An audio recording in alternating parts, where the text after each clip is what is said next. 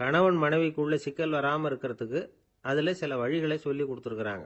அதெல்லாம் என்னென்ன அப்படிங்கிறத இப்போ பார்க்கலாமா? குடும்பம்னு இருந்தால் கோபம் வரதான் செய்யும். அது வந்துட்டு போட்டும் பரவாயில்ல. ஆனால் அந்த கோபம் ஒரே நேரத்தில் 2 பேருக்கும் வந்துடாமல் பார்த்துக்கணும். ஒரு சமயத்தில் யாராவது ஒருத்தர் தான் கோபப்படணும், அடுத்தவங்க அமைதியாக இருக்கணும். அதுக்கப்புறம் இவர் அமைதியான உடனே அவங்க ஆரம்பிச்சுக்கலாம். கோபமாக ஏதாவது சொன்னால் உடனே கோபமாக பதில் சொல்லக்கூடாது. கொஞ்சம் பொறுத்து கோபம் தீர்ந்த உடனே அந்த பதிலை சொல்லலாம். அப்போ பதில் கோபமாக இருந்தால் கூட அது அவ்வளோ பெருசாக தெரியாது. அற்ப விஷயத்துக்கெல்லாம் காய்ச்சி மூச்சுன்னு கத்திட்டு இருக்கக்கூடாது. உங்கள் 2 பேருக்குள்ள ஒரு தர்க்கம் ஆரம்பமாயிட்டுதுன்னு வச்சுக்கோங்க. கடுமையாக 2 பேரும் விவாதம் பண்ணுறீங்க. உங்களில் ஒருத்தர் இதில் ஜெயிக்கணும்னா அது நீங்களாக இருக்க வேணாம், அடுத்தவங்க ஜெயிக்கிறதுக்கு நீங்கள் துணையாக இருங்களேன். அப்படின்னா நீங்கள் கொஞ்சம் விட்டு கொடுக்கணும், அவ்வளவுதான். ஏதாவது குத்தம் சொல்லணுமா, செஞ்ச தப்பை சுட்டி காட்டணுமா, விமர்சனம் பண்ணணுமா, பண்ணுங்க, வேணான்னு சொல்லலை. ஆனால் சொன்னதை அப்படி சொல்கிறத கொஞ்சம் அன்பாக இதமாக சொல்லுங்கள். எப்போ நடந்த தவறுகளை எல்லாம் இப்போ போய் மறுபடியும் ஞாபகப்படுத்திட்டு இருக்க வேண்டாம். நான் அப்போவே சொன்னேன் இந்த புடவை வேணாம்னு, நீங்கள் தான் கேட்கல, இப்போ பாருங்கள் கிழிஞ்சு போச்சு இப்படின்னு கத்துனாங்க ஒரு அம்மா. எப்போ சொன்னீங்கன்னு கேட்டால் ஒரு 10 வருஷத்துக்கு முன்னாடி தீபாவளி சமயத்தில் அப்படிங்கிறாங்க. அது என்ன இன்னும் அப்படியே புதுசாகவே இருக்கும்? உங்களுக்கு அவர் தான் பெருசு, அவருக்கு நீங்கள் தான் பெருசு. அதை விட இந்த உலகத்தில் வேறு எதுவும் முக்கியம் இல்லைன்னு நினைக்கணும். நீ தான் என்னுடைய உலகம்னு எத்தனை தடவை சொல்லியிருப்பீங்க? அதெல்லாம் வெறும் வசனமாக போயிடக்கூடாது. ஏதாவது ஒரு பிரச்சனையை பற்றி கடுமையாக விவாதம் பண்ணிகிட்டு இருக்கீங்க, அதை அப்படியே பாதியில் விட்டுட்டு படுக்கைக்கு போயிடக்கூடாது. சொச்சத்தை நாளைக்கு பேசிக்கலாம்னு. அப்படி போனால் தூக்கம் வராது. பிரச்சனையை ஒரு முடிவு பண்ணிக்கிட்டு அதுக்கப்புறமா தூங்க போகணும்.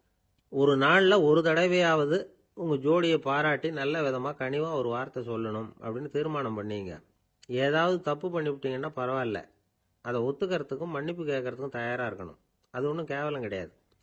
வீட்டுக்குள்ளே தானே கேட்க போகிறீங்க, வெளியில் யாருக்கு தெரிய போகுதோ? எப்படியோ உங்களுக்குள்ள ஒரு சமரசம் ஆனால் சரிதான். ஒரு தகராறுன்னு எடுத்துக்கிட்டா குறைஞ்சபட்சம் அதுக்கு 2 பேர் தேவை. தனியாகவே உட்காந்துக்கிட்டு நான் இப்போ தகராறு பண்ணிகிட்டு இருக்கிறேன் அப்படின்னு யாரும் சொல்ல முடியாது. 2 பேர் தகராறு பண்ணுறாங்கன்னா பொதுவாக அந்த 2 பேரில் யார் அதிகமாக பேசுகிறாங்களோ அவங்க பேரில் தான் தப்பு இருக்கும். அதை மனசில் வச்சுக்கணும். இதெல்லாம் தான் அந்த புத்தகத்தில் போட்டிருக்கிற வழிமுறைகள். இவ்வளவும் சரியாக வரலைன்னா அப்புறமா சொல்லுங்கள், வேறு புத்தகம் ஏதாவது இருக்கான்னு தேடுவோம். இந்த உலகத்தில் எவ்வளவோ உயிரினங்கள் இருக்குது. ஒவ்வொன்றும் ஒவ்வொரு விதமாக சண்டை போடுது. இப்போ 2 மாடு சண்டை போட்டுக்குதுன்னு வச்சுக்கோங்க, என்ன பண்ணும்? 2 முட்டிக்கும். அதுக்கு சண்டை போடுறதுக்கு ஆயுதமாக உபயோகப்படுறது அதோட கொம்பு. 2 சேவல் சண்டை போட்டுக்குதுன்னு வச்சுக்கோங்க, அதுக்கு ஆயுதமாக உபயோகப்படுறது அதோட கால் நகம். காலால் தான் அது ஒன்றோட ஒன்று சண்டை போட்டுக்கும். ஆனால் 2 மனுஷன் சண்டை போட்டுக்கிறான்னு வச்சுக்கோங்க, இவன் இன்னதை தான் ஆயுதமாக உபயோகப்படுத்துவான்னு குறிப்பிட்டு சொல்ல முடியாது. கல்லை எடுப்பான், கத்தி எடுப்பான், துப்பாக்கி எடுப்பான், என்ன வேணாலும் பண்ணுவான். வாயால் திட்டுவான், கையால் அடிப்பான், காலால் உதைப்பான், சகலகலா வல்லவன். விலங்குகள்லாம் பொதுவாக வாயை சாப்பிட்றதுக்கு மட்டும்தான் உபயோகப்படுத்துது. ஆனால் இவனுக்கு சாப்பிட்றதுக்கும் அதுதான், சாப்பிட்டு விட்டு திட்டுறதுக்கும் அதுதான். ஆனால் ஒரு விஷயத்தில் மட்டும் கெட்டிக்கிறேன். அதாவது நாம் சண்டை போட்டுக்கிட்டாலும் பரவாயில்லை, கோழிகள் சண்டை போடாமல் இருக்கணும் அப்படின்னு ஆசைப்படுறான். எதுக்காக? கோழிகள் சண்டை போடாமல் இருந்தால் நிறைய முட்டைகள் போடுமா, அதுக்காக தான் இந்த அக்கறை. கோழி பண்ணை வச்சிருக்கிறவங்களுக்கு இது ஒரு பெரிய பிரச்சனை. அதாவது பண்ணையில் இருக்கிற கோழிகளுக்குள்ளே அடிக்கடி சண்டை வந்துடும். அதனால் முட்டை உற்பத்தி குறைஞ்சிரும். சரி, இதுக்கு என்ன பண்ணுறது? பண்ணையில் போய் உட்காந்துக்கிட்டு தினமும் பஞ்சாயத்து பேசிகிட்டு இருக்க முடியுமா? அமெரிக்காவில் கோழி பண்ணை வச்சிருக்கிற ஒருத்தர் இதை பற்றி யோசனை பண்ணி பார்த்தாராம். ஒரு வழியையும் கண்டுபிடிச்சிருக்கார். கோழிக்கெல்லாம் மூக்கு கண்ணாடி மாட்டி விட்டுட்டோம்னா அது சண்டை போடுற குணம் குறைஞ்சிரும், முட்டை அதிகமாகிடும். அந்த கண்ணாடியில் உள்ள லென்ஸு சிவப்பு நிறத்தில் இருக்கணும், அவ்வளவுதான் அப்படின்னு அவர் கண்டுபிடிச்சாராம். இது ஏற்கனவே நடைமுறையில் கண்டுபிடிக்கப்பட்ட ஒரு விஷயம். ஆனால் எல்லா கோழிக்கும் சிவப்பு மூக்கு கண்ணாடி எப்படி மாட்டி விடுறது? அப்படியே மாட்டி விட்டாலும் அது நழுவாமல் இருக்கணுமே. இப்போ நாமெல்லாம் நடு விரலால் மூக்கு கண்ணாடி நடுவில் தொட்டு அப்படி ஸ்டைலாக சரி பண்ணிக்கிறோம். அது மாதிரி கோழி எப்படி சரி பண்ணிக்கும்? இதுதான் பிரச்சனை. இதுக்கு அவர் என்ன வழி கண்டுபிடிச்சாருன்னா, கோழிக்கெல்லாம் மூக்கு கண்ணாடிக்கு பதிலாக விழியொட்டு வில்லைகள், கான்டாக்ட் லென்ஸ், அதை பொருத்தி விட்டா என்ன அப்படின்னு யோசனை பண்ணார். அதே மாதிரி பண்ணார். அதே மாதிரி செஞ்சு பார்த்தார், வெற்றி. அதுக்கப்புறம் கோழியெல்லாம் சண்டை போட்டுக்கலையாம், சமாதான பிரியர்கள் ஆகிட்டு தான். கோழிகளுக்கு இயல்பாகவே சண்டை போடுற குணம் உண்டு. ஆனால் அதோட கண்ணுக்கு பார்க்குற பொருள்லாம் ரோஜா நிறத்துலையோ அல்லது இன்னும் சொல்ல போனால் அழுத்தமான சிவப்பு நிறத்துலையோ தெரிஞ்சதுன்னா சண்டை போடுற குணம் குறைஞ்சிருதான். அந்த சமயத்தில் அது அதிகமாகவும் முட்டையிட ஆரம்பிச்சுடுதான். அதே நேரத்தில் இறை எடுக்கிறத கூட குறைச்சிக்குதான். இது ஏன் இப்படி பண்ணுதுங்கிறது விஞ்ஞானிகளுக்கு இன்னமும் புரியலையா. எப்படியோ அமெரிக்க கோழிகள்லாம் கான்டாக்ட் லென்ஸ் பொருத்திக்க ஆரம்பிச்சாச்சு. கோழி கழுத்தை பிடிச்சிக்கிட்டு ஒரு சில வினாடிகளில் அதை பொருத்தி போடுறாங்களாம். கோழியோட ஆயுள் பூரா அது அப்படியே இருக்குமா. பண்ணையில் முட்டை உற்பத்தி குறைஞ்சா இது மாதிரி விஞ்ஞானபூர்வமாக பரிகாரம் தேடுறது தான் நல்லது. நமக்கு வேண்டியப்பட்ட ஒருத்தர் அவர் ஒரு கோழி பண்ணை வச்சிருந்தார். அந்த பண்ணையில் பாதி கோழி திடீர்னு செத்து போச்சு. உடனே ஒரு கால்நடை மருத்துவர்கிட்ட போக வேண்டியது தானே. அங்கே போகல. உள்ளூரில் மந்திரம் பண்ணிக்கிட்டு இருந்த ஒரு சாமியார்கிட்ட போனார். அவர் காலில் விழுந்தார். சாமி, என் பண்ணையில் பாதி கோழி செத்து போட்டுதுன்னார். சாமியார் யோசனை பண்ணார். சரி, பண்ணையில் வாசப்படி கிழக்கு பக்கமாக வச்சிருக்கியா மேற்கு பக்கமாக வச்சிருக்கியான்னு கேட்டார். கிழக்கு பக்கமாக இருக்குன்னார் அவர். அதுதான் தப்பு, மேற்கு பக்கமாக அதை மாற்று, சரியாக போடும்னாராம். அதே போல் இவர் போய் மாற்றிவிட்டார். அப்பவும் பாதி செத்து போச்சு. மறுபடியும் சொன்னார், சாமி மறுபடியும் பாதி கோழி செத்து போட்டுதேன்னார். சரி, கூரை எப்படி போட்டிருக்க, ஓடு போட்டிருக்கியா இல்லை கீத்து போட்டிருக்கியான்னார். ஓடு போட்டிருக்கேன்னாராம் அவர். அதுதான் தப்பு, கீத்து போட்டுரும், சரியாக போடும்னாராம். சரின்னு போய் அதையும் மாற்றி பார்த்தார். மறுபடியும் போயிட்டுது, கோழி செத்து போச்சு. வந்தார். மறுபடியும் பாதி செத்து போச்சு சாமின்னு வந்தார். இவரும் யோசனையை மாற்றி மாற்றி சொல்லிகிட்டே இருக்கிறார். இப்படி அவரும் மாற்றி மாற்றி பார்த்தார். 6வது தடவையாக அவரை தேடிட்டு வந்தார். அந்த சமயத்தில் இவர் ரொம்ப தீவிரமாக யோசனை பண்ணி பார்த்துட்டு, அது சரிப்பா, நீயும் என்கிட்ட சளைக்காமல் வந்துகிட்டு இருக்கிற, நானும் யோசனை சொல்லிகிட்டு இருக்கேன். இப்பவும் உங்ககிட்ட சொல்கிறதுக்கு என்கிட்ட யோசனை நிறையா இருக்குது. ஆனால் சோதிக்கிறதுக்கு உங்ககிட்ட கோழி இல்லையே, என்ன பண்ணுறது அப்படின்னாராம் இவர். ஒரு தெருவில் சில சிறுவர்கள் விளையாடிக்கிட்டு இருந்தாங்க. ஏதோ ஒரு உயரமான கல்லை நடுத்தெருவில் வச்சு அதை சுற்றி சுற்றி ஓடி வந்துக்கிட்டு இருக்கிறாங்க. அது என்ன விளையாட்டோ அவங்களுக்கு தான் தெரியும். கொஞ்ச நேரம் அப்படி விளையாடிக்கிட்டு இருந்தவங்க விளையாடி முடிச்சதும் அந்த கல்லை நடுத்தெருவில் அப்படியே விட்டுட்டு அவங்கவுங்க வீட்டுக்கு ஓடி போட்டாங்க.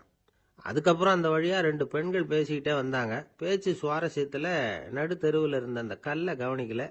காலில் இடிச்சுட்டுது, லேசாக ரத்தம் வந்துட்டுது, வலி தாங்கலை. காலில் இடிச்சுக்கிட்ட பொண்ணு திட்ட ஆரம்பிச்சுட்டுது.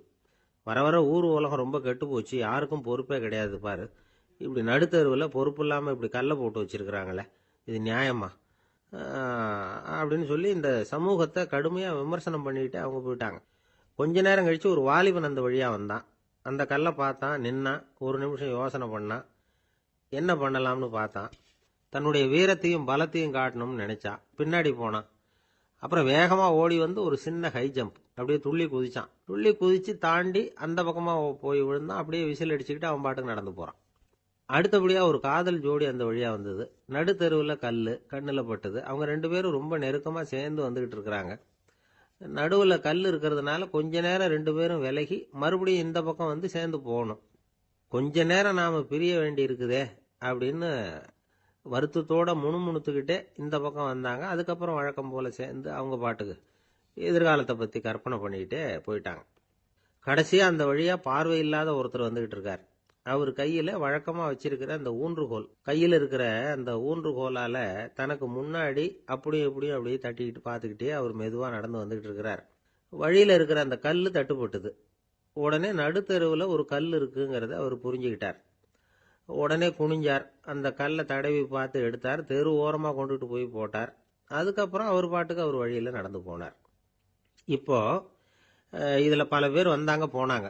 இவங்களில் பார்வை உள்ளவங்க யார், பார்வை இல்லாதவங்க யார்? இப்படி ஒரு கேள்வி கேட்டால் என்ன பதில் சொல்ல முடியும்? கொஞ்சம் யோசிச்சு பார்த்தா இன்னைக்கு பல பேர் இப்படி தான் இருந்துகிட்டு இருக்கிறோம். ஒரு ஆள் பார்க்கறதுக்கு பெரிய மனுஷன் மாதிரி இருக்கார். ஒரு தெரு வழியாக நடந்து வந்துக்கிட்டு இருந்தார். இருட்டு நேரம். வழியில் ஒரு பெரிய கல் கிடந்தது, கருங்கல். பார்த்தார். கொஞ்ச நேரம் யோசிச்சார். போய் தூக்கி பார்த்தா ரொம்ப கனமாக இருந்தது. இன்னொரு ஆள் சேர்ந்தாதான் தூக்க முடியும். இவர் உடனே ரோட்டு ஓரமாக போய் ஒரு மரத்தடியில் உட்காந்துக்கிட்டார். 2 பக்கமும் பார்த்துக்கிட்டே இருக்கார், யாராவது வர்றாங்களான்னு.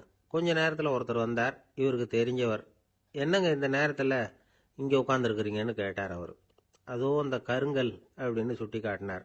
ஓ, அதை தூக்கி ஓரமாக போடணுமா? வாங்க 2 பேரும் தூக்கலான்னார் வந்தவர். நான் அதுக்காக உட்காந்துருக்கலேன்னார் இவர். பின்ன வேற எதுக்காகன்னார் அவர். ஒரு மனுஷன் கருங்கல்லில் காலை இடிச்சுக்கிட்டான்னா எப்படி துள்ளுவான்னு பார்க்கணுங்கிறது எனக்கு ரொம்ப நாளாக ஒரு ஆசை. அதுக்காக தான் உட்காந்துருக்கிறேன் அப்படின்னாராம். ஒருத்தர் ரொம்ப அவசரமாக போயிட்டு இருந்தார். எங்கே சார் போகிறீங்கன்னு கேட்டோம்.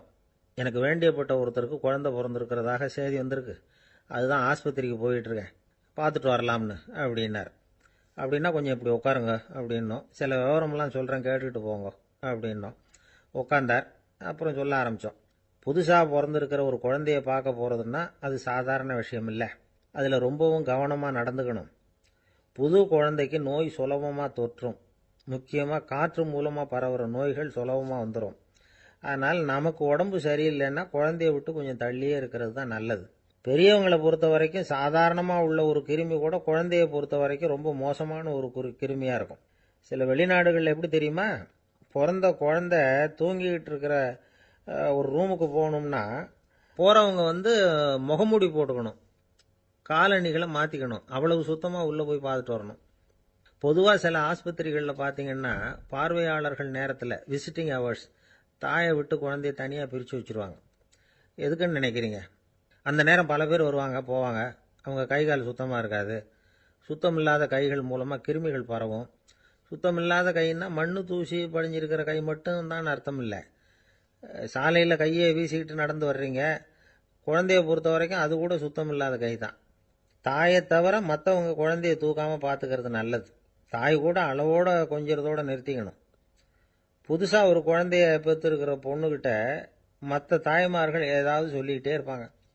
குழந்தைய அப்படி வளர்க்கணும் இப்படி வளர்க்கணும் அப்படின்னு ஏதாவது அட்வைஸ் பண்ணிக்கிட்டே இருப்பாங்க. இப்படி ஓவராக அறிவுரை பண்ணுறது அந்த பொண்ணை குழப்பி விட்டுரும். அதனால் அப்படிலாம் பண்ணக்கூடாது. அந்த பெண்ணே ஏதாவது கேட்டால் கூட டாக்டர் சொல்ல வேண்டிய விவரங்களை எல்லாம் நாமே சொல்லிகிட்டு இருக்கக்கூடாது. புதுசாக பிறந்திருக்கிற குழந்தைய மட்டும்தான் இப்படி பார்க்கணும்னு இல்லை. ஒரு நோயாளி குழந்தைய பார்க்க போகிறதுனா கூட ரொம்ப எச்சரிக்கையாக தான் நடந்துக்கணும். ஒரு தின்பண்டமோ விளையாட்டு சாமானோ அந்த குழந்தைக்கு நாம் வாங்கிட்டு போகிறதா வச்சுக்குவோம். அதை நேராக கொண்டுகிட்டு போய் அந்த குழந்தைகிட்டே கொடுக்கக்கூடாது. அதோட அப்பா அம்மா கிட்ட ரகசியமாக கொடுக்கலாம். அவங்க முடிவு பண்ணட்டும் குழந்தைகிட்ட அதை கொடுக்கலாமா வேண்டாமாங்கிறத. அவங்களுக்கு தான் தெரியும் அதோட மனசும் உடம்பும். உங்கள் அக்கறையை காட்டுறதா நினச்சிக்கிட்டு குழந்தை வாயில் எதையும் கொண்டுட்டு போய் போடாதீங்க. போகிறப்போ உங்கள் வீட்டு குழந்தையும் அழைச்சிட்டு போகாதீங்க. இது நோயை வாங்கிட்டு வந்துடும், அல்லது புதுசாக ஒரு நோயை அதுகிட்ட கொடுத்துட்டு வந்துடும். என்னதான் உங்களுக்கு பழக்கமான குழந்தையா இருந்தால் கூட அதுக்கு விருப்பம் இல்லைன்னா பேசக்கூடாது. அங்கே போய் அவங்க பள்ளிக்கூடத்தை ஞாபகப்படுத்திகிட்டு இருக்கக்கூடாது.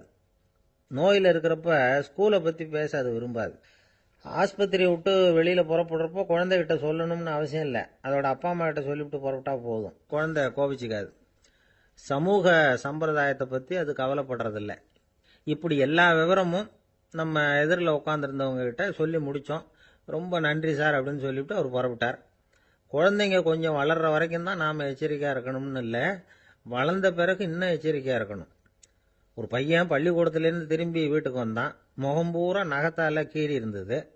அப்பா பார்த்து பயந்துட்டார். யாருடா உன்னை இப்படி பண்ணது அப்படின்னார். என் கூட படிக்கிற இன்னொரு பையன்னா. நாளைக்கு உன் கூட பள்ளிக்கூடத்துக்கு வர்றேன், நீ எனக்கு அவனை அடையாளம் காட்ட முடியுமான்னார். அது ரொம்ப சுலபம் நான் பையன். எப்படின்னார் அப்பா. அவன் காதில் ஒன்றை கையோடு எடுத்துகிட்டு வந்திருக்கிறேன், இதோ என் பையில தான் வச்சுருக்கேன் அப்படிங்கிறான் அந்த பையன். ஒருத்தர் இருக்கார், நல்ல உத்தியோகத்தில் தான் இருக்கிறார். ஆனால் எப்போ பார்த்தாலும் முகத்தை வெறுப்பாக வச்சுருப்பார். அப்படியே வருவார் போவார். ஏன் சார் இப்படி இருக்கிறீங்க அப்படின்னு விசாரித்தோம். ஏன்டா இந்த வேலைக்கு வந்தோம்னு இருக்கு சார் அப்படின்னார். உங்கள் வேலை உங்களுக்கு பிடிக்கலையா அப்படின்னு கேட்டோம். இல்லைன்னார். இப்படிப்பட்டவங்க வெற்றிகரமான வாழ்க்கை வாழ முடியாது. இது நிபுணர்கள் கருத்து. வேலையை நேசிக்க தெரிந்தவர்கள் வெற்றி பெறுவார்கள் அப்படிங்கிறாங்க அவங்க. எந்த துறையாக இருந்தாலும் சரி, அந்த துறையில் வெற்றிகரமாக இருக்கிறவங்கள விசாரித்து பாருங்கள். எனக்கு என்னுடைய வேலை ரொம்ப பிடிக்கும் அப்படின்னு சொல்கிறவங்களாக தான் இருப்பாங்க. அப்படி இருந்தால் தான் அது வெற்றிகரமாக இருக்க முடியுது அவங்களால. ஒருத்தனுக்கு பிடித்தமான பொழுதுபோக்கே அவனுடைய தொழிலாக இருந்துட்டுதுன்னா அவனை மாதிரி கொடுத்து வச்சவன் வேற யாரும் இல்லை அப்படிங்கிறார் பெர்னாட் ஷா. ஒரு தடவை மன்னர் ஹுமாயூன் உயிரை தண்ணீர் முண்டு ஊற்றுகிற தொழிலாளி ஒருத்தர் காப்பாற்றினாராம் அந்த ஹுமாயூன் உயிரை. உடனே மன்னர் கேட்டிருக்கார், உனக்கு என்ன வேணும்னாலும் கேளு தரேன், உயர் பதவி வேணுமா அப்படின்னு கேட்டாராம். மன்னா, மக்களின் தாகம் தீர்க்கக்கூடிய இந்த பணியை விட உயர்ந்தது உண்டா அப்படின்னாராம் அந்த தொழிலாளி. அவரால் அவருடைய வேலையை நேசிக்க முடிஞ்சுது, அதனால் மகிழ்ச்சியாக இருக்க முடிஞ்சுது. நாமெல்லாம் அப்படி இல்லை. வேலை கிடைக்கிற வரைக்கும் கிடைச்சா போதும் அப்படின்னு இருக்கோம். கிடைச்சதுக்கப்புறம் ஏன்டா இந்த வேலைக்கு வந்தோம்னு ரொம்பவும் அழுத்துக்குவோம். சரி, நாம் இருக்கிற இடத்துல நாம் வெற்றிகரமாக இருக்க வழி உண்டா அப்படின்னா உண்டுன்னு சொல்கிறாங்க. அதாவது மன இயல் நிபுணர்கள் இருக்கிறாங்க இல்லையா, அவங்க அதுக்கு முக்கியமாக 6 வழிகள் சொல்கிறாங்க. நீங்கள் ஒரு அலுவலகத்தில் வேலை பார்க்குறவரா அப்படின்னா இதை கேளுங்க. அதாவது உங்கள் மேலதிகாரி எதிர்பார்ப்புக்கு தகுந்த மாதிரி உங்கள் வேலை இருக்குதா? அப்படி இல்லைன்னா முதல்ல உங்கள் வேலையின் தரம் உயரணும். உங்களுக்கு மேலே கீழே வேலை பார்க்குற பணியாளர்கள்கிட்ட நல்ல விதமாக பழகுறீங்களா? அந்த உறவு முறையில் ஏதாவது குறை இருந்தால் அதை கண்டுபிடிச்சி சரி பண்ணுங்க. நம்பிக்கைக்கு உரியவர் அப்படின்னு நீங்கள் பேர் எடுக்கணும். நீங்கள் எடுக்கிற முடிவு நல்ல முடிவாக தான் இருக்கும் அப்படின்னு அடுத்தவங்க சொல்லணும். உங்கள் தோற்றத்துக்கு முக்கியத்துவம் கொடுங்க. இது மனம் உடல் ரெண்டும் சம்பந்தப்பட்டது. அதனால் மனசையும் ஆரோக்கியமாக வச்சுருக்கணும், உடம்பையும் ஆரோக்கியமாக வச்சுருக்கணும். உங்களுடைய நிர்வாகம் செயல்படுற விதத்தை நல்லா புரிஞ்சு வச்சுக்கணும். உங்களுடைய நிர்வாகம் இப்போ ஒரு காரியம் செய்யுதுன்னு வச்சுங்க, ஏன் அப்படி செய்யுது, எதுக்காக அப்படி செய்யுது, அதனுடைய குறிக்கோள் என்ன, அது நீடிக்கிறதுக்கு காரணம் என்ன, இதையெல்லாம் தெரிஞ்சுக்கணும். சிரிப்புக்கு வஞ்சகம் பண்ணக்கூடாது. நல்லா சிரிக்கணும், அப்போ தான் அது திரும்ப கிடைக்கும். கடந்த கால தோல்வியை பற்றி கவலைப்படக்கூடாது.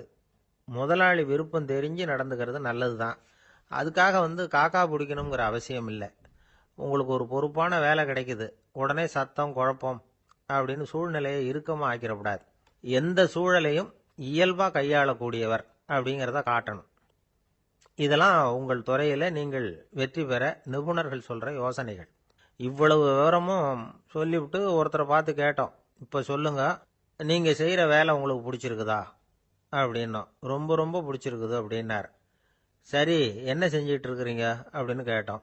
சும்மா தான் இருக்கிறேன் அப்படின்னார். அமெரிக்க ஜனாதிபதி ஆப்ரஹாம் லிங்கன் ஒரு நாள் தன்னோட கோச்சு வண்டியில் தலைநகரான வாஷிங்டனுக்கு போயிட்டு இருக்கிறார். கோச்சு வண்டி ஒரு சாலையில் போயிட்டு இருக்கு. அந்த சாலைக்கு ஒரு பக்கத்தில் பயங்கரமான சதுப்பு நிலம். சதுப்பு நிலம்னா அது புதைகுழி, புதை மணல்ங்கிறோம்ல, அது மாதிரி. அந்த சதுப்பு நிலத்தில் யாராவது மாட்டிக்கிட்டா அவ்வளவுதான், ஆளை கொஞ்சம் கொஞ்சமாக உள்ள அமுக்கிவிடும். தப்பிச்சு கரையேறது கஷ்டம். அப்படிப்பட்ட நிலம் அது. ஆப்ரஹாம் லிங்கன் ஏதோ ஒரு முக்கியமான அரசாங்க வேலையாக போயிட்டு திரும்பி வந்துக்கிட்டு இருக்கிறார். அதனால் அந்த சமயத்தில் அவர் விலை உசந்த ஆடைகளை அணிஞ்சிருக்கிறார். அப்படி அவர் அந்த கோச்சு வண்டியில் வந்துகிட்டு இருக்கிறாரு. அந்த சமயத்தில் ஒரு காட்சி அவர் கண்ணில் போட்டுட்டுது. என்ன தெரியுமா? ரோட்டுக்கு பக்கத்தில் இருந்த சதுப்பு நிலத்தில் ஒரு இளம் பன்றி குட்டி சிக்கிக்கிட்டு தவிச்சிக்கிட்டு இருக்குது. பரிதாபமாக கத்திக்கிட்டு இருக்குது. அதை பார்த்தார் லிங்கன். அவருக்கு என்ன மாதிரி ஆயிட்டுது. உடனே வண்டியை நிறுத்த சொன்னார். கீழே இறங்கினார். தன்னோட விலை உசந்த ஆடைகளை பற்றி லட்சியம் பண்ணவே இல்லை. தனக்கே ஆபத்து வரலாம்ங்கிறத பற்றியும் கவலைப்படலை. தான் ஒரு குடியரசுத் தலைவருங்கிறத பற்றியும் அவர் நினச்சி பார்க்கல. நேராக அந்த சதுப்பு நிலம் பக்கமாக போனார். அந்த சேத்துல இறங்கி பன்றிக்குட்டியை காப்பாற்றி கரைக்கு கொண்டுட்டு வந்து சேர்த்துட்டார். அதுக்கப்புறம் நிம்மதியாக கோச்சு வண்டியில் ஏறி வெள்ள மாளிகைக்கு வந்து சேர்ந்தார். ட்ரெஸ்ஸு உடம்பு பூரா சேரு சகதி. பார்க்குறவங்களுக்கெல்லாம் ஆச்சரியமாக போச்சு. அவங்களுக்கு ஒன்றும் புரியல. இவர் நேராக ட்ரெஸ்ஸு மாற்றிக்கிறதுக்காக போனார். கோச்சு வண்டி ஓட்டிகிட்டு வந்தவங்கிட்ட போய் எல்லாரும் கேட்டாங்க, என்ன ஆச்சு அப்படின்னு. அவர் வர்ற வழியில் நடந்த விவரத்தை சொன்னார். ஆப்ரஹாம் லிங்கனுடைய இந்த இறக்க குணத்தை எல்லாரும் பாராட்டினாங்களாம், புகழ்ந்தாங்களாம். ஆனால் இதுக்கு லிங்கன் என்ன பதில் சொன்னார் தெரியுமா?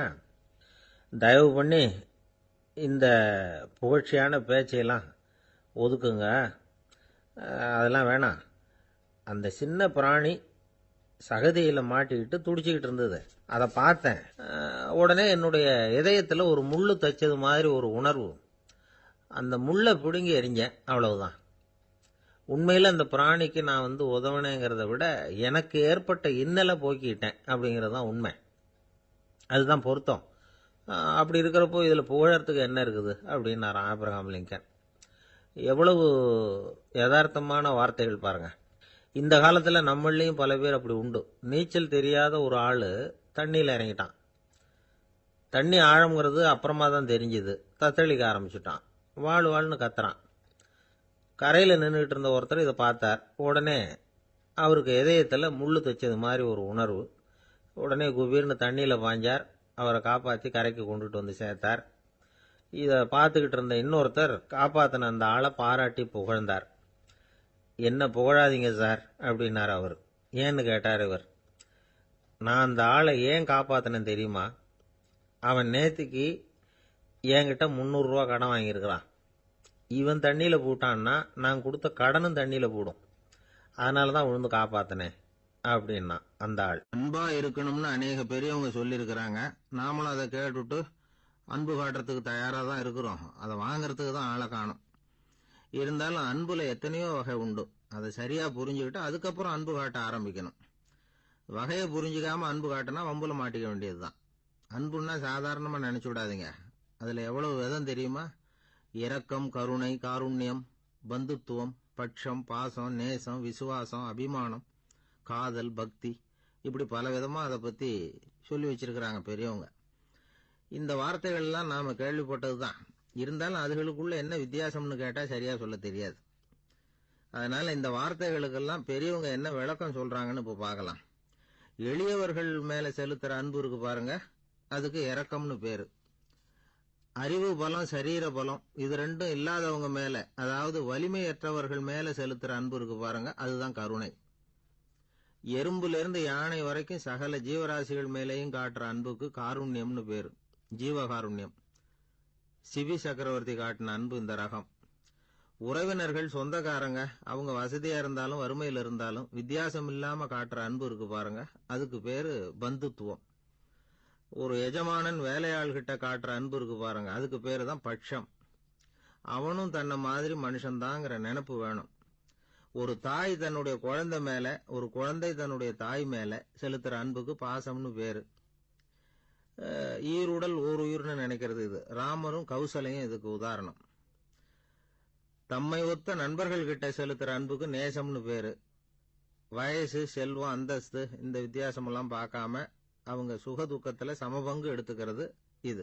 கிருஷ்ணன் குசேலர்கிட்ட காட்டினது இந்த ரகம். வேலை செய்யறவன் முதலாளி கிட்ட காட்டுற அன்புக்கு விசுவாசம்னு பேரு. தேசத்து மேலையும் தாய்மொழி பேர்லையும் செலுத்துற அன்புக்கு அபிமானம்னு பேரு. தேசாபிமானம்னு சொல்றமே இதுதான். ஒரு கணவன் மனைவி பேர்ல காட்டுற அன்புக்கு காதல்னு பேரு.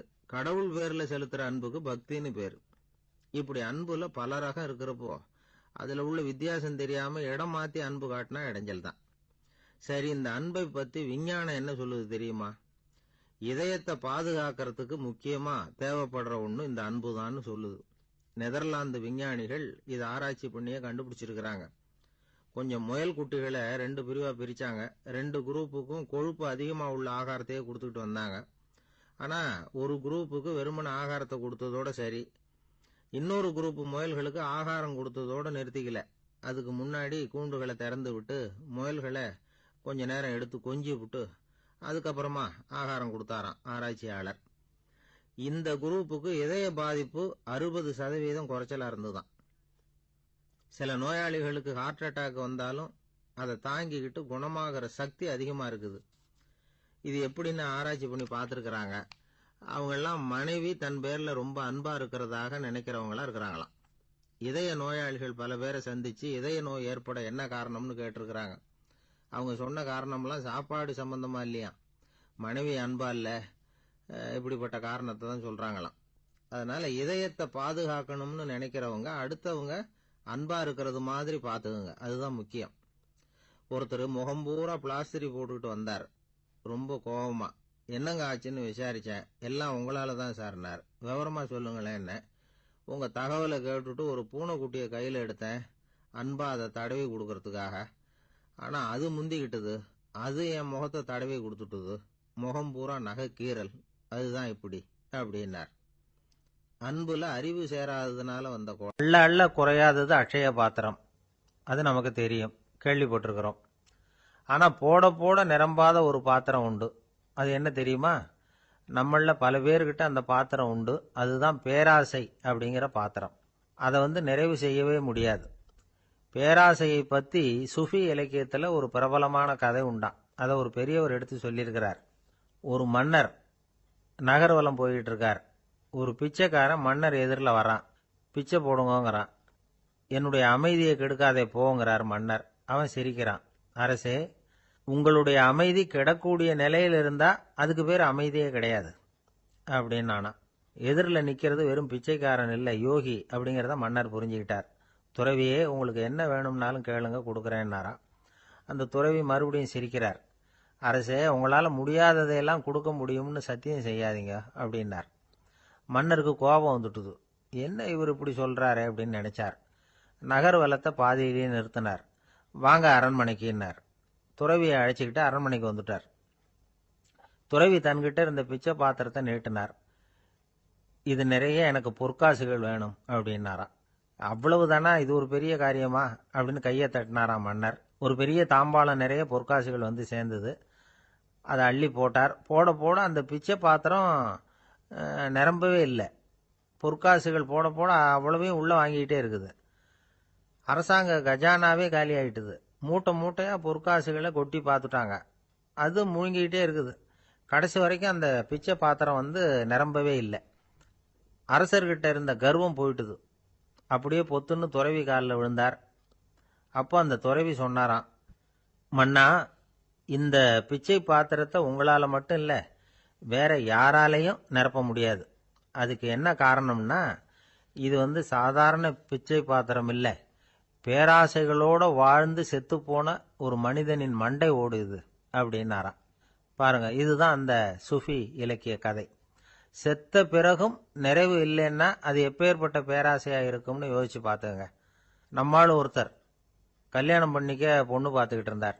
அழகு, அறிவு, படிப்பு எதுவும் தேவையில்லை, பணம் மட்டும் இருந்தா போதும் அப்படின்னு பார்க்குறவங்க கிட்ட எல்லாம் சொல்லி வச்சார். ரொம்ப நாளைக்கு அப்புறம் ஒரு பணக்காரர் கிடைச்சார். அவர் சொன்னார், இதை பாருங்க, எனக்கு 20 வயசுல ஒரு மகள், அவளை நீங்க கல்யாணம் பண்ணிக்கிட்டா 2 லட்சம் பணம் கொடுப்பேன். 25 வயசுல ஒரு பொண்ணு, அவளை கல்யாணம் பண்ணிக்கிட்டா 2.5 லட்சம் தருவேன். 30 வயசுல ஒரு பொண்ணு இருக்கா, அவளை கல்யாணம் பண்ணிக்கிட்டா 3 லட்சம் தருவேன். என்ன சொல்ற அப்படின்னாராம். இவன் கொஞ்ச நேரம் யோசிச்சு பார்த்துருக்கான். அதுக்கப்புறம் மெதுவா அவரை நிமிர்ந்து பார்த்து, ஏன் சார், உங்ககிட்ட 50 வயசுல ஏதாவது பொண்ணு இருக்கா அப்படின்னு கேட்டானா. ஒருத்தர் சிகரெட்டும் கையுமா வந்தார். சார், இந்த புகைப்பிடிக்கிற பழக்கத்தை நிறுத்தி போடணும்னு தான் பார்க்கறேன், முடியலன்னார். புகைப்பிடிக்கிறத நிறுத்துறது ரொம்ப சுலபம் சார் அப்படின்னார் இன்னொருத்தர். எப்படி சொல்றீங்கன்னு கேட்டார் அவர். நான் கூட ஏற்கனவே 10 தடவை அந்த பழக்கத்தை நிறுத்தி இருக்கிறேன் சார் அப்படின்னார் இவர். இதுல இருந்து என்ன தெரியுது? புகைப்பழக்கத்தை திடீர்னு விட்டு விடுறதுங்கிறது ரொம்ப கஷ்டம்னு தெரியுது. இருந்தாலும் இது சம்பந்தமான ஆராய்ச்சி, அனுபவம், இது ரெண்டையும் அடிப்படையா வச்சு சில வழிமுறைகளை சொல்றாங்க. அதாவது புகைப்பிடிக்கிறத நிறுத்துறதுக்கு 10 வழிகள் உண்டு அப்படின்னு சொல்றாங்க. அது என்னங்கிறத தெரிஞ்சுக்கிட்டா உபயோகப்படுதான்னு பார்க்கலாமே. முதல் கருத்து என்னன்னா, கொஞ்ச நாளைக்கு புகைப்பிடிக்கிற நண்பர்களை விட்டு விலகி இருக்கணும். இதனால புகைப்பிடிக்கிற ஆசை குறையும். அந்த பழக்கத்தை மறுபடியும் ஆரம்பிக்கப்படாதுங்கிற எண்ணம் உறுதிப்படும். 2வது கருத்து, புகைப்பிடிக்கிறதை எதிர்த்து தீவிரமா பிரச்சாரம் செய்ய ஆரம்பிச்சிடணும். அது அடுத்தவங்களுக்கும் உபயோகப்படும், உங்களுக்கும் உபயோகப்படும். உங்க உள்ளுணர்வை அது தூண்டும், உங்களை வந்து உறுதி கொள்ள வைக்கும். 3வது கருத்து என்னன்னா, தினமும் 2 தடவை குளிக்கணும். எப்படி தெரியுமா? முதல்ல வெது வெதுப்பான தண்ணீர், அப்புறம் குளிர்ந்த தண்ணீர், இப்படி மாறி மாறி குளிக்கணுமா. 4வது கருத்து, உடற்பயிற்சிகள் செய்யணும். மூச்சு வாங்குற மாதிரியான பயிற்சிகள் ரொம்ப நல்லதான். பிராணாயாமம் அப்படிங்கிற மூச்சு பயிற்சி ரொம்ப நல்லதுங்கிறாங்க. அப்புறம் 5வது கருத்து, சாப்பாடு வந்து மிதமா இருக்கணும், சீரா இருக்கணும். பச்சை காய்கறிகள், பழங்கள் சாப்பாட்டில் சேர்த்துக்கலாம். அடிக்கடி கொஞ்சம் கொஞ்சமா சாப்பிட்டு ரத்தத்தில் சர்க்கரையின் அளவை பராமரிக்கணும். இது வந்து நரம்புகளை வந்து அமைதிப்படுத்தும். 6வது கருத்து என்னன்னா, ரொம்ப நேரம் பசியோடு இருக்கக்கூடாது. புகைப்பிடிக்கிறத நிறுத்த முயற்சி செய்யும் பொழுது எடை குறைப்பு நடவடிக்கைகளை மேற்கொள்ளக்கூடாது. 7வது கருத்து, காப்பி, தேநீர், மதுபானம், அப்புறம் போதைப் பொருள்கள் கலந்த உணவுகள் இதெல்லாம் வேணாம். புகைப்பிடிக்கிறத அதெல்லாம் ஊக்கப்படுத்தும். கடுகு, மிளகு, அப்புறம் காரமான பொருள்களை தவிர்க்கணும். உப்பு அளவை குறைக்கணும்.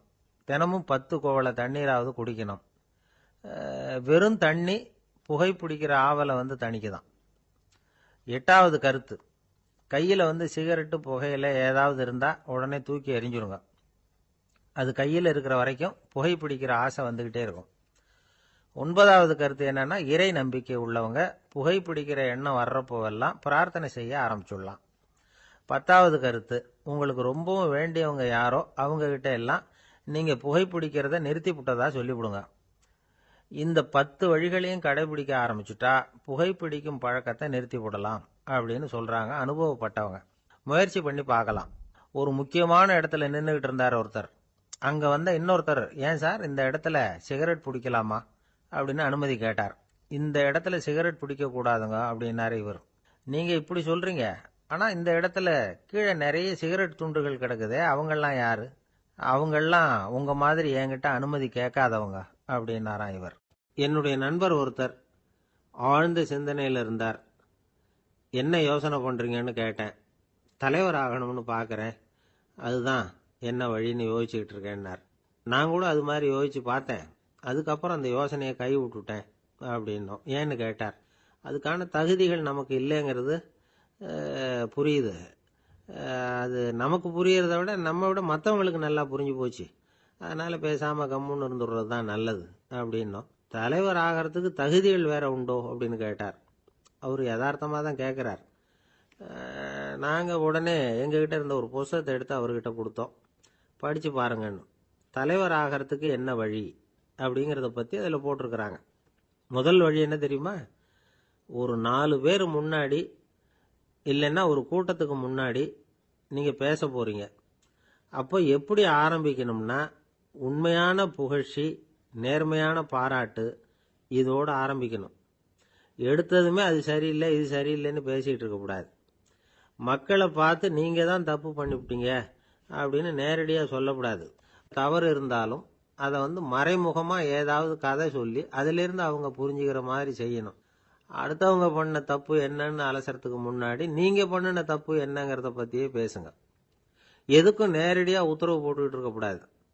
இதை நீங்கள் செய்யணும் அப்படின்னு சொல்கிறதுக்கு பதிலாக நீங்கள் இப்படி செஞ்சால் எப்படி இருக்கும் அப்படின்னு கேள்வி மாதிரி கேட்கணுமா. இப்படி கேட்டால் அது உத்தரவு மாதிரி தெரியாதான். அடுத்தவங்க மரியாதையை காப்பாற்றுறது மாதிரி பேசணுமா. உங்கள் பேச்சு இன்னொருத்தரை அவமானப்படுத்துறது மாதிரி இருக்கக்கூடாதான். ஏண்டா இவங்கிட்ட போய் மாட்டிக்கிட்டோம்னு யாரும் நினச்சிடக்கூடாது. ஒவ்வொரு சின்ன வளர்ச்சியையும் பாராட்டணும். வெற்றி சாதாரணமாக இருந்தாலும் பாராட்டாமல் இருந்துடக்கூடாது. பாராட்டும் பொழுது தாராளமாக இருக்கணும். குறை சொல்லும் பொழுது கவனமாக இருக்கணும். வாய்க்கு வந்தபடி பேசிவிட்டா அதுக்கப்புறம் வகையாக மாட்டிக்கிட்டு முழிக்க வேண்டியிருக்கும். நீங்கள் பேசுறது இன்னொருத்தருக்கு ஒரு கௌரவத்தையும் மரியாதையும் உண்டு பண்ணுறது மாதிரி இருக்கணும். நீங்கள் பேசுறது அடுத்தவங்களுக்கு இருக்கிற கொஞ்ச நெஞ்ச மரியாதையும் எடுத்து விடுறது மாதிரி இருக்கக்கூடாது. உங்கள் பேச்சை கேட்டால் கேட்குறவங்களுக்கு ஒரு ஊக்கம் வரணும், உற்சாகம் வரணும். தவறு எதுவாக இருந்தாலும் அதை சுலபமாக திருத்திக்கலாம், சரி பண்ணிக்கலாங்கிறது மாதிரி இருக்கணும் உங்கள் பேச்சு. அடுத்தவங்களை சந்தோஷப்படுத்துங்க. உங்கள் யோசனையை கேட்டு நடந்துக்கிறதுனால அந்த சந்தோஷம் அவங்களுக்கு கிடைக்கணும். இந்த தகுதியெல்லாம் உங்ககிட்ட இருந்தால் நீங்கள் ஒரு சிறந்த தலைவராகலாம் அப்படின்னு அந்த புஸ்தகத்தில் போட்டிருக்கு.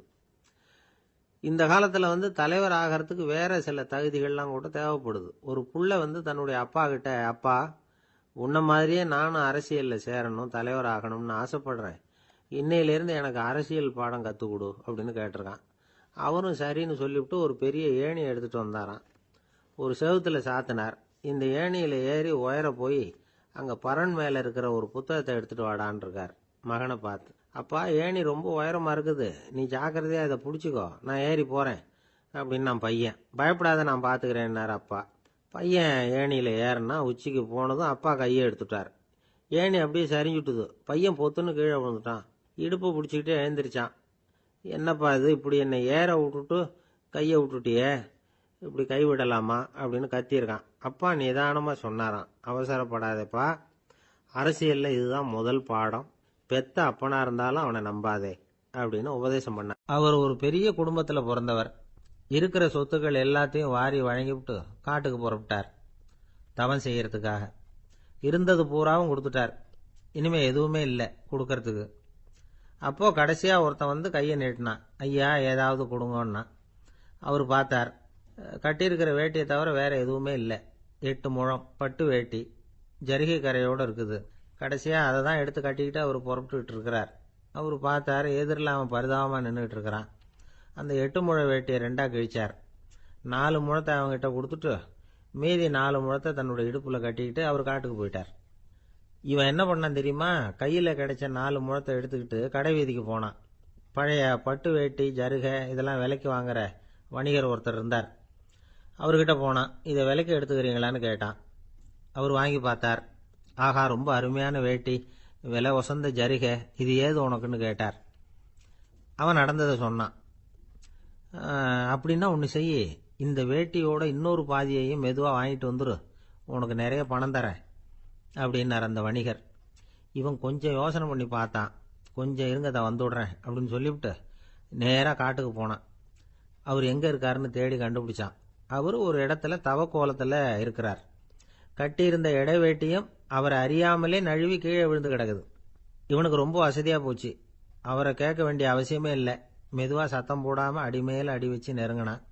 அவர் கண்ணை மூடிக்கிட்டு அவர் பாட்டு நின்றுட்டு இருக்கார். இவன் மெதுவா போய் கீழே கிடந்த அந்த துணியை எடுத்துக்கிட்டு சத்தம் போடாம திரும்பி நடந்தான்.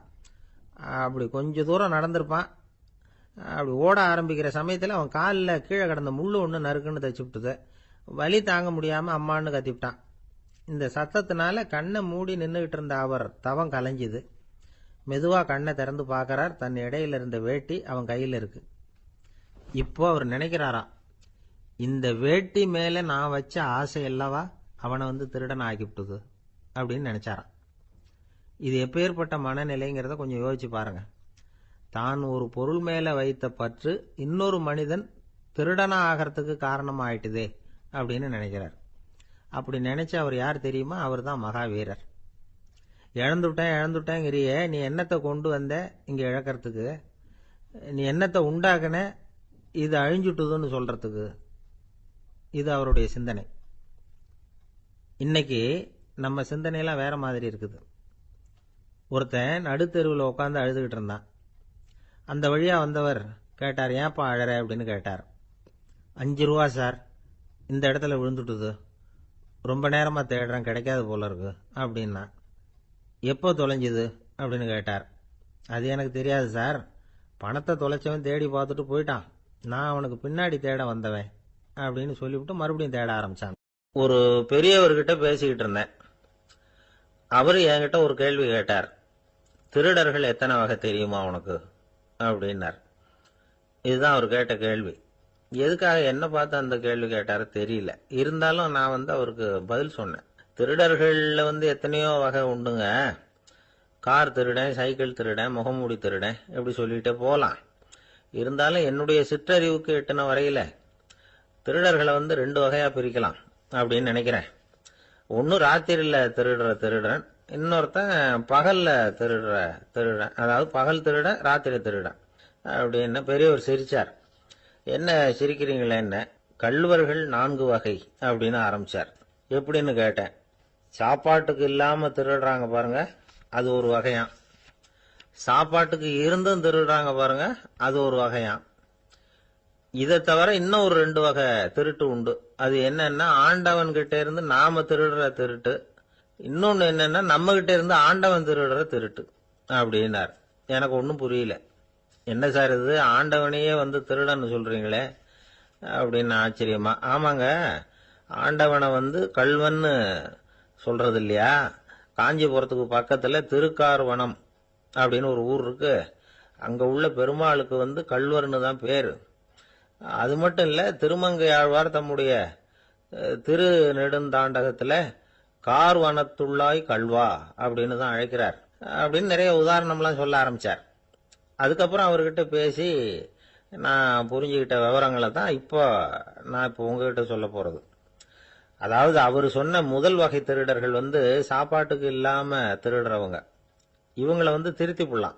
சாப்பாட்டுக்கு இருந்தும் பணம் சேர்க்கணுங்கிற ஆசையால பொய் கணக்கெல்லாம் எழுதுறாங்க பாருங்க, அவங்க தான் 2வது வகை. 3வது வகை திருட்டு தான் மிகப்பெரிய திருட்டு.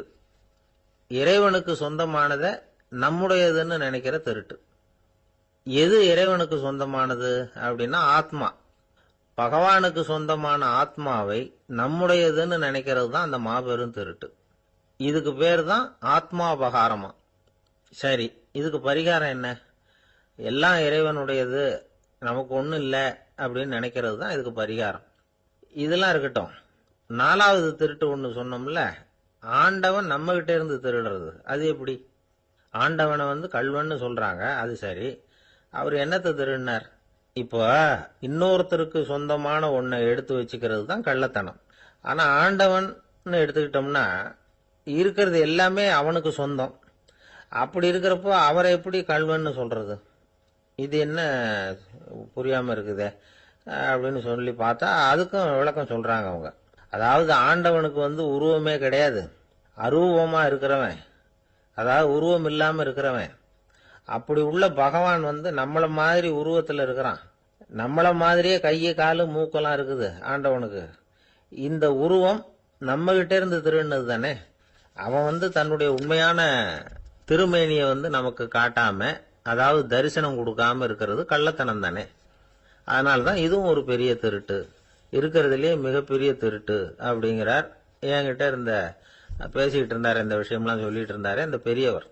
அதாவது திருட்டை ஆன்மீக நோகத்துல அவர் பார்க்கிறார்.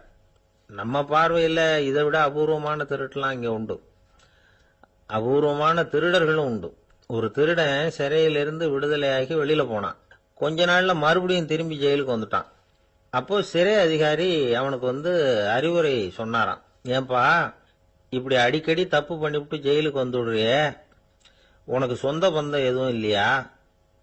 உனக்கு அப்பா, அண்ணன், தம்பிகள் அவங்க கூட எல்லாம் சேர்ந்து வாழணுங்கிற ஆசை இல்லையா அப்படின்னு கேட்டிருக்கார். அவங்களோட சேர்ந்து வாழணுங்கிற ஆசை எனக்கு நிறைய உண்டுங்க சார் அப்படின்னு அவன். அப்புறம் எதுக்கு இப்படி ஜெயிலுக்கு வந்துடுற அப்படின்னாரான் அவரு. அவங்க எல்லாருமே இங்கே தானே சார் இருக்காங்க அப்படின்னு அவன். நம்ம கிட்ட ஒருத்தன் தப்பா நடந்துக்கிட்டானா உடனே நாம என்ன செய்வோம்? கையை ஓங்கிட்டு அவனை அடிக்க போவோம். நாம அவங்கிட்ட அவனை விட ஒருபடி மேலா தப்பா நடந்துக்குவோம். ஆனா பெரியவங்கெல்லாம் அப்படி நடந்துக்கிறது இல்லை. இன்னா செய்தாரை ஒருத்தல் அவர் நாண நன்னயம் செய்து விடல் அப்படின்னு வள்ளுவர் சொல்லியிருக்காரு இல்லையா? அதுக்கு தகுந்த மாதிரி நடந்துக்குவாங்க. பாயசித் விஸ்தாமிங்கிறவர் ஒரு பெரிய ஞானி. அவர் ஒரு நாள் ராத்திரி ரொம்ப நேரம் மசூதியில் இருந்துட்டு வீட்டுக்கு திரும்பி வந்துகிட்டு இருக்கிறார். வழியில ஒரு குடிகாரன், அவன் கையில ஒரு இசை கருவி, அதை கண்ணா பின்னான்னு மீட்டிக்கிட்டு வாய்க்கு வந்தபடியே என்னத்தையோ பாட்டுன்னு நினைச்சுக்கிட்டு பாடிக்கிட்டு அவன் பாட்டுக்கு கிடக்குறான் வழியில. அதோட இருந்தாலும் பரவாயில்ல, அந்த பக்கமா வழியில போறவங்க வர்றவங்களை எல்லாம் பார்த்து கண்ணா பின்னான்னு திட்டிக்கிட்டு இருக்கிறான், ரொம்ப வளர்க்குறான். பாயசித் பிஸ்தாமிங்கிற அந்த பெரியவர் அந்த வழியா போறார். அவனை பார்க்கிறார். அவனுடைய நிலைமைய பார்த்துட்டு பரிதாபப்படுறார். ஏன்பா இது மாதிரி எல்லாம் நடந்துக்கிற, இப்படி நடக்கலாமா அப்படின்னு ஏதோ கொஞ்சம் புத்திமதி சொல்றதுக்கு ஆரம்பிச்சார். அவனுக்கு கோபம் வந்துட்டுது. கையில வச்சிருந்த வாத்திய கருவி அதால ஓங்கி அந்த பெரியவர் தலையில ஒரு அடி கொடுத்தான். ரத்த காயம் ஏற்பட்டு போச்சு. அவன் கையில இருந்த இசை கருவியும் அடிச்ச வேகத்துல ரெண்டா உடஞ்சு போச்சு. அவ்வளவு வேகமா அடிச்சிருக்கான். இவ்வளவு தூரத்துக்கு நடந்து போச்சுல்ல, அந்த மாபெரும் ஞானி வாயை திறந்து ஒரு வார்த்தை கூட பேசல. பேசாம தலையை பிடிச்சிக்கிட்டு அவர் பாட்டுக்கு போயிட்டார். மறுநாள் அந்த பெரியவர் என்ன பண்ணார் தெரியுமா? கொஞ்சம் இனிப்பு பண்டங்கள், கொஞ்சம் பணம், இது ரெண்டையும் ஒரு ஆள் மூலமா அனுப்பி வச்சார் அந்த குடிகாரனுக்கு. அவனுக்கு ஒன்றும் புரியல. என்ன விவரம்னு விசாரிச்சான். வந்த ஆளு ஒரு கடுதாசியை நீட்டினான். அதுல விவரம் இருந்தது. ஞானி எழுதியிருக்கிறார், இதை பார்ப்பா, உங்களுடைய இசைக்கருவி உடையறதுக்கு என்னுடைய தலை காரணமா ஆயிட்டுது. அதுக்காக நான் ரொம்ப வருத்தப்படுறேன். அதுக்காக தான் பணம் அனுப்பி வச்சிருக்கேன். வேற புதுசா ஒரு இசைக்கருவி வாங்கிக்கோ. அப்புறம் இன்னொரு விஷயம், நேற்றுக்கு ராத்திரி என்கிட்ட ஏகப்பட்ட கசப்பான வார்த்தைகளை பேசினேன். இதோட அனுப்பியிருக்கிற இனிப்பு பண்டங்களை சாப்பிட்டு உன்னுடைய நாவல உள்ள கசப்பை மாத்திக்கோ அப்படின்னு அதுல எழுதப்பட்டிருந்தது. இந்த சமயத்துல அவன் குடி மயக்கத்துல இல்ல, கிழிஞ்சு போயிருந்த நேரம் அது. அதனால அதை படிச்ச உடனே அவனுக்கு ரொம்ப வெக்கமா போச்சு.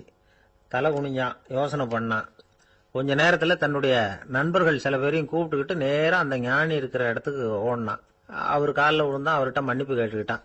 பெரியவங்களே தெரியாம நான் இந்த பாவ செயலை பண்ணிவிட்டேன், என்னை மன்னிச்சுங்க, உங்களுடைய பொறுமையும் போதனையும் என்னுடைய கண்ணை திறந்துட்டுது. இனிமே நானும் என்னுடைய நண்பர்களும் நல்ல வழியில திருந்தி வாழ போறோம் அப்படின்னா. ஞானி செய்த நன்னயம் குடிகாரனை எப்படி திருத்திருக்கு பாத்தீங்களா? இந்த கதையை கேட்டுட்டு ஒருத்தர் சொன்னார், என் வாழ்க்கையில கூட அப்படி ஒரு சம்பவம் நடந்தது சார். நானும் ஒரு நாள் ராத்திரி ஓவரா குடிச்சுட்டு ஒரு கிட்டாரை வாசிச்சுக்கிட்டு கண்ணாபின்னான்னு உளறிக்கிட்டு திட்டிக்கிட்டு இருந்தேன். அந்த சமயம் அந்த வழியா ஒருத்தர் வந்தார். ஓங்கி தலையில ஒரே ஒரு அடி, ரத்தம் வந்துட்டுது. அதுக்கப்புறம் என் மனசு தெரிஞ்சுட்டுது சார் அப்படின்னார். அப்படியா என்ன ஆச்சரியமா? ஆமா சார், அடி விழுந்தது அவர் தலையில இல்ல, என் தலையில. வந்தவர் என்ன அப்படி அடிச்சுட்டார். மயக்கம் தெளிஞ்சதுக்கு அப்புறம் தான் எனக்கு விவரம் புரிஞ்சது. அவர் ஒரு போலீஸ்காரரு அப்படின்னார் ரொம்ப சோகமா. மூன்றாம் பாடல் வைணவர்கள் வாழ்த்தாகச் சொல்லுகின்ற வளமான பாடல்.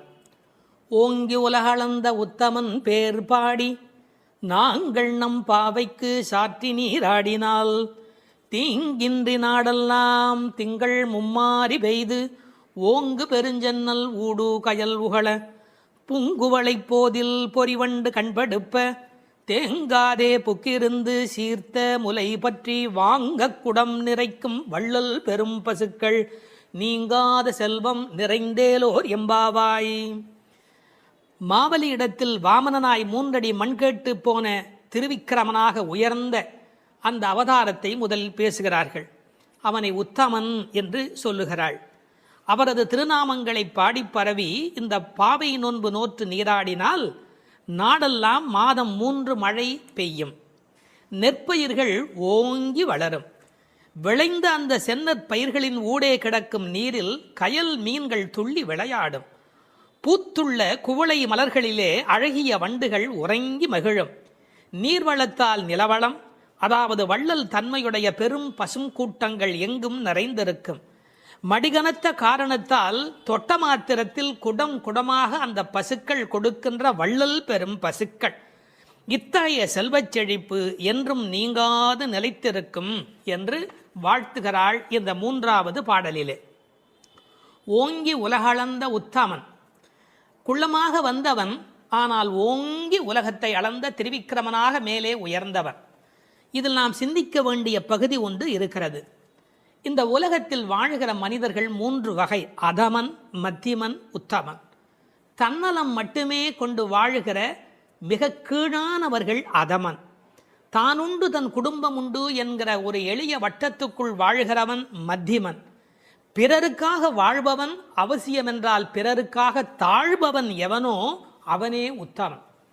அப்படி இந்த உலகத்தில் பிறருக்காக தாங்கி தாழ்ந்து சென்ற இடம் என்பதால் அவர் தாழவில்லை. கை நீட்டி யாசக மகாபலி இடத்தில் கேட்டாலும் அவர் தாழவில்லை, ஓங்கினார் என்ற பொருள் வரும்படியாக ஓங்கி உலகளந்த உத்தமன் என்று எழுதுகிறார். அவருடைய திருவடி இந்த உலகம் முழுவதும் பட்டதாம், உயிர்குலம் முழுவதும் பட்டதாம். ஏன்? இதற்கு உரையாசிரியர்கள் ஒரு அழகான வார்த்தை சொல்வார்கள்.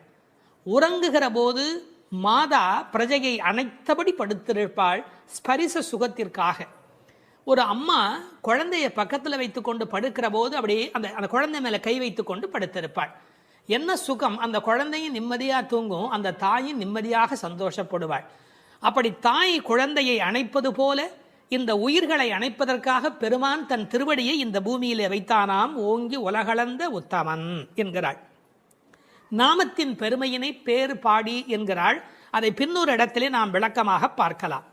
நாங்கள் நம் பாவைக்கு சாற்றி நீர் ஆடினால், அவனுடைய புகழை சொல்லி நாங்கள் பாடிக்கொண்டு நீராடினால் என்ன நடக்கிறது?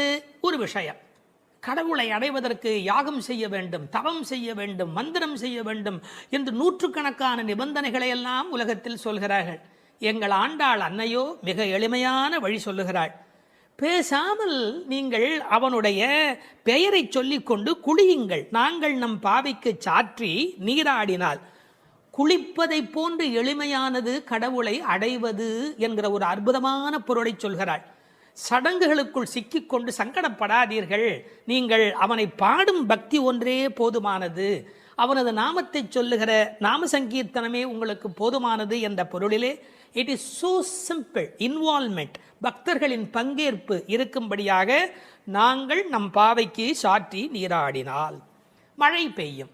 எப்படி பெய்யும்? தீங்கின்றி நாடெல்லாம் திங்கள் மும்மாறி. இப்போதெல்லாம் வானிலை அறிக்கை சொல்லுகிறவர்கள் இந்த மாவட்டத்தில் பெய்யும், அந்த மாவட்டத்தில் கனமழை பெய்யும், இந்த மாவட்டத்தில் தூறல் போடும், இந்த மாவட்டத்தில் பெய்யாமலேயே போகும் என்று விட்டு விட்டு விட்டு விட்டு மழை பெய்வதை பற்றி பிட்டு பிட்டு பிட்டு பிட்டு வைத்துக் கொண்டிருப்பார்கள். ஆனால் எங்கள் ஆண்டாள் அப்படி அல்ல. தீங்கின்றி நாடெல்லாம் திங்கள் மும்மாறி பெய்யும். ஒரு இடத்துல கூட பஞ்சம் இருக்கக்கூடாது. எல்லா பக்கமும் மழை கொட்டு கொட்டு கொட்டு என்று கொட்டி, ஆனால் தீங்கு இருக்கக்கூடாது. வரக்கேடும் வெள்ளக்கேடுமாய் என்பார்கள். பெய்மழை வேண்டும், பேய்மழை வேண்டாம். அளவாக பெய்ய வேண்டும், வாழ வைக்கக்கூடிய அளவிலே பெய்ய வேண்டும். மாதம் மும்மாறி, திங்கள் மும்மாறி பெய்து என்கிறார். 9 நாள் வெயிலும் 1 நாள் மழையுமாய் என்று உரை எழுதுவார்கள். மண்ணினுடைய வயிறு உள்வாங்கக்கூடிய வகையில வெயில் காய வேண்டும், பிறகு ஒரு மழை பெய்ய வேண்டும், வெயில் காய வேண்டும், பிறகு ஒரு மழை பெய்ய வேண்டும். அப்படி பெய்யக்கூடிய மழைதான் தீங்கின்றி உலகத்தை வாழ வைக்கும். மும்மாறி என்றார்களே, யாருக்காக மும்மாழி? வேதம் போதிய வேதியர்க்கு ஒரு மழை, நீதி மன்னர் நெறியினர்க்கு ஒரு மழை, மாதர் கற்புடை மங்கையர்க்கு ஒரு மழை என்று 3 மழை பெய்யும். மழை என்றால் சாதாரணமானதா? மழைதான் மண்ணின் தாய்ப்பால். அடுத்தது, அந்த மழையின் காரணமாக நெல் விளைகிறது. ஓங்கு பெருஞ்சன்னல், ஒவ்வொரு நெல்லும் கதிரும் ஒரு ஆள் உயரத்துக்கு மேலே போயிருக்கிறது. பழைய காலத்து விவசாயம் தெரிந்தவர்களுக்கு தெரியும், மிக உயரமாக பயிர் இருக்கும். இது என்ன செய்தார்கள், அதையெல்லாம் குட்டை பயிர்களாக மாற்றிக்கொண்டே வந்தார்கள். பயிர் குட்டையாகி கதிர் கனத்து போன கலிகாலம் இந்த காலம். பயிர் குட்டையாகி கதிர் கனத்து போனது. மாட்டை பற்றி மனிதன் எங்கே கவலைப்பட்டான்? ஓங்கி என்று நன்றாக வளர்ந்திருந்தால் மாட்டுக்கு நிறைய வைக்கோல் கிடைக்கும், நிறைய பால் கொடுக்கும். மாடினுடைய சாணமும் அந்த மண்ணில் அந்த நறுமணமும் இல்லை என்றால் அந்த பூமியில் வளம் எப்படி இருக்க முடியும்? ஓங்கு பெரும் சென்னல், ஒரு ஆள் நடந்தால் மறைக்கும். அப்படி இப்போது காளை மாடுகளே இல்லை. ஊசி வழியே பசுக்களின் தாய்மை எய்தும் உயிர்ப்பில்லா உலகமாக இன்றைக்கு உலகம் சுருங்கி போய்விட்டது. எனவே மாடுகளை பற்றி கூட கவலைப்படக்கூடிய வகையிலே மாடுகள் தானே பெரும் செல்வம். ஓங்கு பெருஞ்சென்னல் என்று எழுதுகிறாள். பிறகு பூங்குவளை போதில், அங்கு வளர்ந்திருக்கிற குவளைப்பூக்கள், அதுல புள்ளிகள் உடைய வண்டு படுத்திருக்கிறது, பொறிவண்டு கண்படுப்பு, அவை தூங்கிக் கொண்டிருக்கின்றன. அதாவது ஒரு பூவில் போனாலேயே அவ்வளவு தேன் கிடைத்து விடுவதாலே அவை இன்னொரு பூவுக்கு வண்டு பறந்து பறந்து போகும். வண்டு மாதிரி பூ விட்டு பூ தாவுகிறான் என்பார்கள். இப்போ எப்படி அல்ல, ஒரே பூவிலேயே வேண்டிய அளவு தேன் கிடைத்து விடுவதால் மயங்கி கிடக்கின்றன. வண்டுகள் அப்படி இருக்கின்றன. மாடுகள் எப்படி இருக்கின்றன? தேங்காதே புக்கிருந்து சீர்த்த முலை பற்றி, கொஞ்சம் கூட அதில் பால் நிற்பதில்லை, அது பாட்டுக்கு கொட்டி கொண்டே இருக்கிறது. கரப்பின்றி கறக்கும். தமிழிலே கரப்பு என்று இடையினர பயன்படுத்தினால் வஞ்சனையாக வைத்துக் கொள்ளுதல். கரப்பு என்றால் வலிந்து அதிலிருந்து பாலை எடுத்தல். கரப்பின்றி கறக்கக்கூடிய பசுக்கள் இவை. ஒழித்து வைத்துக் கொள்வதே இல்லை. தேங்காது புக்கு இருந்து சீர்த்த முகை பற்றி, கனத்த மடி, அப்படி தொட்டால் போதும் அந்த குடத்தை தானே நிறைத்து விடுகின்றன. வாங்க, அது பாத்திரத்தை மாற்றி இன்னொன்று வைக்கணும், அவ்வளவுதான். வாங்க குடம் நிறைக்கும் வள்ளல் பெரும் பசுக்கள். கேட்டு கொடுக்கிறவர்களை வள்ளல் என்று சொல்ல மாட்டார்கள். இளன் என்று எவ்வம் உரையாமை ஈதல், கேட்பதற்கு முன்னாலேயே கொடுப்பதுதான் வள்ளல் தன்மையினுடைய அடையாளம். இந்த பசுக்கள் வஞ்சனையற்றவை, எனவே அவை வள்ளல் பெரும் பசுக்கள். நீங்காத செல்வம் நிறைந்தேலோர் எம்பாவாய். நீங்காத செல்வம் என்றால் என்ன பொருள்? உலகத்தாருக்கு சில செல்வம் தேவை, ஆனால் இறை ஞானம்தான் உண்மையில் நீங்காத செல்வம். இப்போது இப்படி எடுத்துக்கொள்வோம். பரமனடி பாடி துதித்தால் நீங்காத செல்வம் நிறையும். தீங்கின்றி திங்கள் மும்மாறி பெய்யும். ஓங்கு பெருஞ்சன்னல் விளையும். வாங்க குடம் நிறைக்கும் வள்ளல் பெரும் பசுக்கள். பாருங்க எப்படி ஒன்றை ஒன்று சார்ந்ததாக இருக்கிறது. பகுத்தறிவுவாதிக்கும் பக்தனுக்கு என்ன வித்தியாசம்? இந்த புரட்சியை சொன்னதோடு அவன் நிறுத்தி விடுகிறான். என்ன புரட்சி? பசுமை புரட்சி, வெண்மை புரட்சி, பால், மீன் துள்ளுகிறது, நீல புரட்சி. இது மூன்றுமே கிடைத்து விட்டதால் பூமி வளமுடையதாகிறது என்று பகுத்தறிவுவாதி நிறுத்தி விடுகிறான். ஒன்றை மறந்து விடுகிறான். பரமனடி பாடுவதால் தான் இது மூன்றுமே நடந்தது என்பதுதான் பக்தனுடைய பார்வை. இன்டர் டிபெண்டன்ட், ஒன்றை ஒன்று சார்ந்திருக்கிறது. அடுத்தது அதை விட ரொம்ப அற்புதம். இந்த உலகத்தில் செல்வம் மட்டுமே இருந்தால் மனநிறைவு வருமா? வராது. போட்டி, பொறாமை, பகை வரும். சாந்தி சாந்தி சாந்தி என்று நிறைவு செய்வார்கள். அந்த நிறைவு எப்போது வரும்? அது பக்தியின் மூலம், பரமனடி பாடுவதன் மூலம் வரும். எனவே சம்பூர்ணமான நிறைவை தரக்கூடியது எது? நிறைந்து ஏலோர் எம்பாவாய். அந்த நிறைந்து என்பது சம்பூர்ணத்தை குறிப்பது. மழை எப்படி பெய்கிறது? மனிதன் நல்லவனானால் இயற்கை அவனை விட நல்லவனாக மாறிவிடுகிறது. மனிதன் நல்லவனானால் இயற்கை அவனை விட நல்லவனாக மாறிவிடுகிறது. மழை பொழிகிறது, பால் சுரக்கிறது, செல்வம் செழித்தோங்குகிறது என்று வாழ்த்துக்குரிய பாடலாக அமைந்திருக்கிறது இந்த அழகான பாடல். கஞ்சத்தனம் பண்ணிடாதே, உங்கள்கிட்ட இருக்கிற எல்லாத்தையும் கொட்டிடு, எங்களை ஏமாற்றி விடாதே, ஒன்னையும் கையில் வச்சுக்காதே. ஒன்று நீ கைகரவேல். ஆழியுள் புக்கு முகந்து கொடு ஆர்த்தேரி. நல்ல கடல் வரையிலே உள்ளே போ. இந்த ஆழியுள் புக்கு முகந்து கொடு ஆர்த்தேரி என்பதை எம்பெருமானாரோடு ஓமிப்பார்கள். அவர் கடல் போன்ற தத்துவங்களை எல்லாம் வாங்கி எளிமையான தத்துவங்களாக இந்த உலகத்துக்கு கொடுத்தார். அப்படி ஆழத்திலே உள்ளே போ. ஆழியுள் புக்கு முகந்து கொடு ஆர்த்தேரி. இந்த உலகத்திலேயே சிரமமான விஷயம் ஆழமான பகுதிக்குள் பிரவேசிக்கும் போதுதான். ஒரு மனிதன் தன்னுள் ஆழும் போதுதான் அவனுக்குள் கருணை மழை புறப்படுகிறது. முகந்து கொடு ஆர்த்தேரி, அதாவது ஒரு ஆடியோ எஃபெக்ட். அது எப்படி சத்தம் கொடுத்து கொண்டு இடி இடிக்கிறது என்று ஆர்த்து ஏரி. இந்த மேகம் வெள்ளையா இருக்கிறது, அது சிவப்பாக மாறுகிறது, கருப்பாக மாறுகிறது. கம்பன் பாடுகிற போது சொல்வார், நீரணிந்த கடவுள் நிறத்தவான் ஆரணிந்து சென்று ஆர்களி மேய்ந்து. சிவபெருமான் மாதிரி வெள்ளையா இருக்கிறது, சேரணிந்த முலைத்திரு நங்கைதன் வீரணிந்தவன் மேனையின் மீண்டது. திருமகள் கணவன் போல அது கருப்பாகி வெளியிலே வருகிறது. வெள்ளையிலிருந்து அது கருப்பு மேகமாக மாறுகிறது. எல்லோரும் கருப்பை வெள்ளையாக்குவார்கள், இங்கு வெள்ளை கருப்பாகிறது. பார்க்கெல்லாம் தலைவனாக விளங்குகின்ற பரந்தாமன் இருக்கிறானே, அவன் போல என்று மேகத்தை பார்க்கிற போது கூட பரந்தாமனை பற்றிய சிந்தனை இங்கு நம்முடைய மனதில் பதியும்படி பாடுகிறாள். எப்படி? ஊழி முதல்வன் உருவம் போல் மெய்கருத்து. இது வீடியோ. ஆர்த்தேரி என்பது ஆடியோ. இப்போது கண்ணுக்கு முன்பாக கொண்டு வந்து நிறுத்துகிறாள். ஊழி முதல்வன், இந்த உலகத்தின் கடைசி காலத்தினுடைய தலைவனாக அவன் விளங்குகிறான்.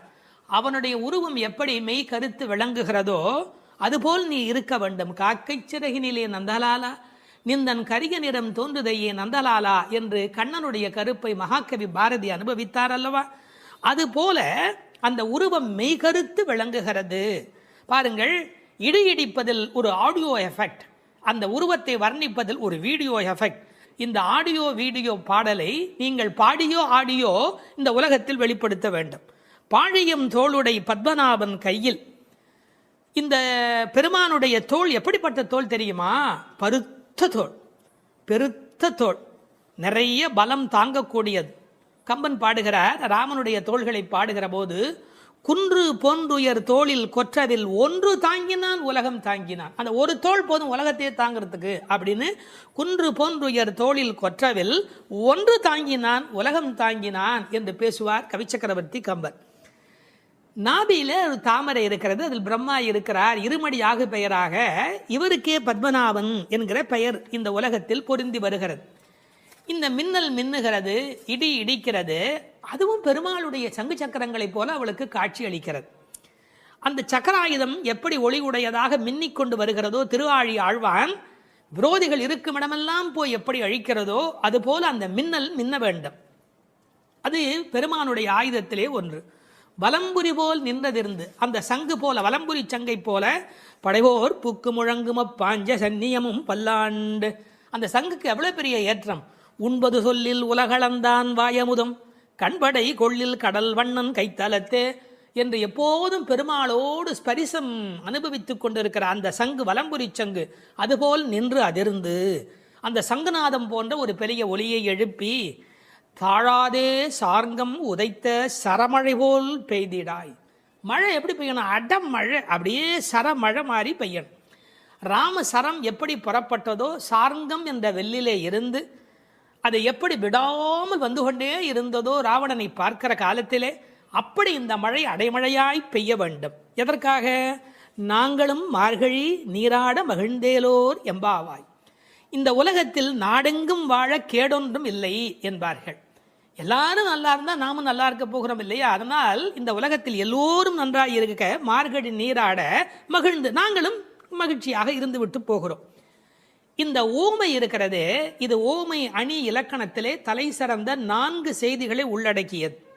எப்படி அந்த மழை பெய்ய வேண்டும் என்று சொல்லுகிற செய்தியில, உருவம் போல் மெய்கருத்து என்றால் அது மெய் ஓமை. ஆழி போல் மின்னி வலம்புரி போல் நின்றதிர்ந்து என்பது வினை ஓமை. சரமழை போல் என்று பேசியது பயன் ஓமை. அணி இலக்கணத்திலே வினை, பயன், மெய், உரு என்ற 4 வகை பெற வந்த ஓமை தோற்றம் என்று ஓமை அணிக்கு எத்தனை சிறப்பு சொல்வார்களோ எல்லாம் பொருந்தும்படியாக தமிழில் ஏற்றம் மிகுந்த பாடல் இந்த பாடல்.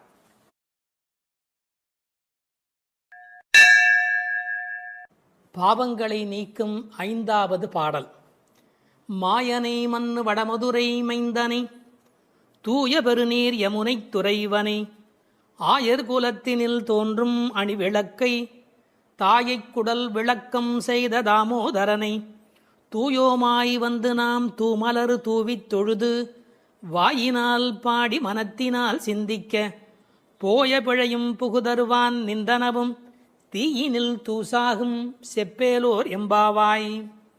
மாயம் வல்லவனும் நிலைபெற்ற வடமுதுரையில் வந்து பிறந்தவனும், தூய்மையான பெரிய யமுனை நதியில் விளையாடியவனும், ஆயர்கள் குலத்திலே வந்து தோன்றிய ரத்தின தீபம் போன்றவனும் தாயாகிய யசோதையின் பெற்ற வயிற்றை பெருமைப்படுத்தி தாமோதரன் என்று பெயர் பெற்றவனுமாகிய கண்ணனை தூய்மையான மனத்தோடு சென்று தூவுகின்ற மலர்களை அவன் திருவடிகளில் இட்டு வணங்கி வாயினால் அவன் புகழைப் பாடி மனத்தினால் அவனை தியானித்து வழிபட்டால் நமது பிழைகள் யாவும் நீங்கும்.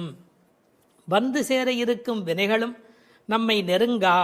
அவை தீயில் இட்ட பஞ்சுபோல் பொசுங்கி மறைந்து போகும். எனவே அவன் திருப்பெயரை சொல்லுங்கள் என்று அழைக்கிறாள் ஆண்டாள். மாயனை மாயையில் வல்லவன் மாயோன். அவன் பலவிதமான ஆச்சரியமான அற்புதங்களை செய்யக்கூடியவன். எத்தனையோ அசுரர்கள் விதவிதமான வடிவங்கள் எடுத்து அழிக்க வந்தபோது அவர்களோடு பலவிதமான விளையாடலை நிகழ்த்தியவன். எனவே வியப்புக்குரிய செயல்களை செய்கிறவனை மாயோன் என்று அழைப்பது வழக்கம். பழைய தமிழ் பெயர் திருமாலுக்கு உரியது மாயோன் என்று அழைக்கப்படுகிறவன்.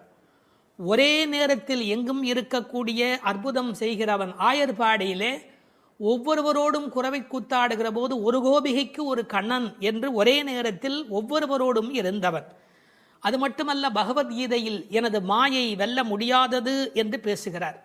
அந்த இடத்தில் மாயை என்பது பிரபஞ்ச சிருஷ்டி, பேர் இயக்கம், இந்த பிறப்பின் ரகசியம், கண்ணனுடைய பல்வேறு லீலைகள். இப்படி மாயன் என்ற சொல்லுக்கு நிறைய பொருளாயிற்று. அப்படி மாயனாயிருக்கிறவன் மைந்தனாய் ஆகியிருக்கிறான். வடமதுரை மைந்தனே. அற்புதங்களை செய்யக்கூடிய அடங்க முடியாத மாயன் அடக்கத்திற்குரிய மைந்தனாக மாறியிருக்கிறான். தமிழிலே மகன் மைந்தன் என்று பல்வேறு சொற்கள் மகனை குறிக்கும். வீட்டுக்கு மட்டும் உரியவன் மகன், நாட்டுக்கே உலகிற்கே உரியவன் மைந்தன். ஆகையால் மாயனை நிலைபெற்ற வடமுதிரையிலே வந்து தலைவனாக விளங்குகின்ற மைந்தனை, ஊருக்கென்று வாழுகிறவனை, தூய பெருநீர் யமுனை துறைவனே. யமுனைக்கு தூய என்ற அடைமொழி எதனாலே? அதன் தெளிவு அல்லது ஆழம் அல்லது அகலம், இது எல்லாவற்றையும் விட உரையாசிரியர்கள் ஒரு நயம் சொல்வார்கள்.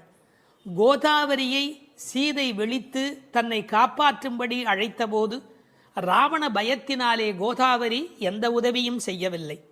ஆனால் இந்த யமுனையோ வசுதேவர் கண்ணனை சுமந்து கொண்டு வருகிற காலத்திலே வழிவிட்டு மிகப்பெரிய நன்மை செய்தது. ஆகையால் இது தூய பெருநீர் என்று ஆயிற்று. அந்த தூய பெருநீர் யமுனை துறைவன். ஒரு நதி எவ்வளவு பெரிய நதியாக இருந்தாலும் பயன் கிடையாது, துறை முக்கியம். நீங்கள் பெரிய பெரிய நதியிலே நீராட வேண்டும் என்றால் படித்துறை என்று ஒரு துறை இருந்தால் தானே நீங்கள் அந்த நதியிலே நீராடி அனுபவிக்க முடியும். இறைவன் பெரியவனாகவே இருந்தாலும் கூட கண்ணன் என்று ஒரு துறை, வைணவம் என்று ஒரு துறை, அதில் கிருஷ்ண அவதாரம் என்கிற ஒரு துறை, ஆண்டாளின் திருப்பாட்டு என்று ஒரு துறை. இப்படி துறை இருந்தால் மட்டுமே குளிப்பது எப்படி, அனுபவிப்பது எப்படி? வெறும் ஆற்றிலே போய் நீராடி விட முடியுமா? அந்த துறை முக்கியம். அந்த யமுனை துறைவன் என்ற சொல்லிலே இருக்கிற அழகு, கோபியரோடு உமிழ்ந்து விளையாடிய தேக சம்பந்தம் உடைய நதி என்று அந்த நதிக்கு பெருமை எழுதினார்கள்.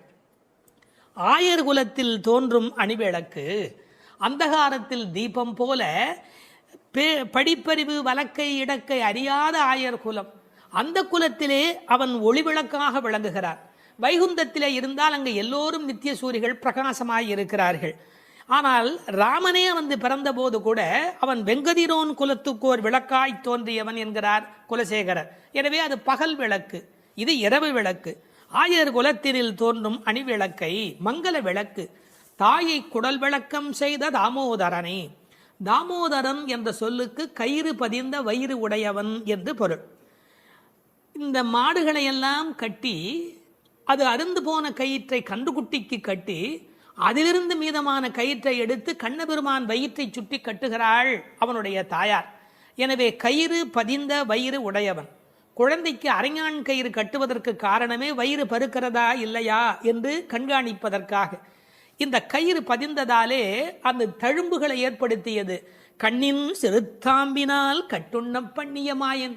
எனவே தாமோதரனாய் கயிறு பதிந்த வயிறு உடையவனாக விளங்குகின்றான். இவனை எப்போதும் அனுபவித்தவள் என்று பெற்றவயிருக்கு பட்டம் கட்டுவதாக தாயை குடல் விளக்கம் செய்த தாமோதரன் என்று பெருமைப்படுத்தினாள். அவனை எப்படி வணங்க வேண்டும்? தூயோமாய் வந்து. ஐயா, வரும்போது தூய்மை வந்துவிடுமா? வரவர தூய்மை வந்துவிடும். நாம் பிறவியில் அழுக்குடையவராய் இருக்கலாம், பலவிதமான வஞ்சனை மனமுடையவராய் இருக்கலாம். இறைவனை நினைக்க வேண்டும் என்று நினைத்த மாத்திரத்தில், இறைவனை நெருங்கும் மாத்திரத்தில் தூயோராய் மாறிவிடுகிறோம். எண்ணம் தானே நம்மை தூய்மைப்படுத்துவது. எண்ணம் திண்ணியராக பெறின் என்னாகிறது? அவனுக்கு ஒரு வண்ணம் பிறக்கிறது. எனவே தூயோமாய் வந்து தூமலர், தூயவர் கையில் இருப்பது தூமலராகத்தானே இருக்க முடியும். பகவானுக்கு எந்த பூ உகப்பு என்று கேட்டார்கள். எல்லாமே உகப்பு. ஒரு அருமையான பாசுரத்திலே புரிவதும் புகை பூவே என்று பாடுகிற இடத்திலே சப்பாத்தி கள்ளியினுடைய பூ அது இறைவனுக்கு உகப்பா என்று ஒரு சீடன் கேட்கிறார்.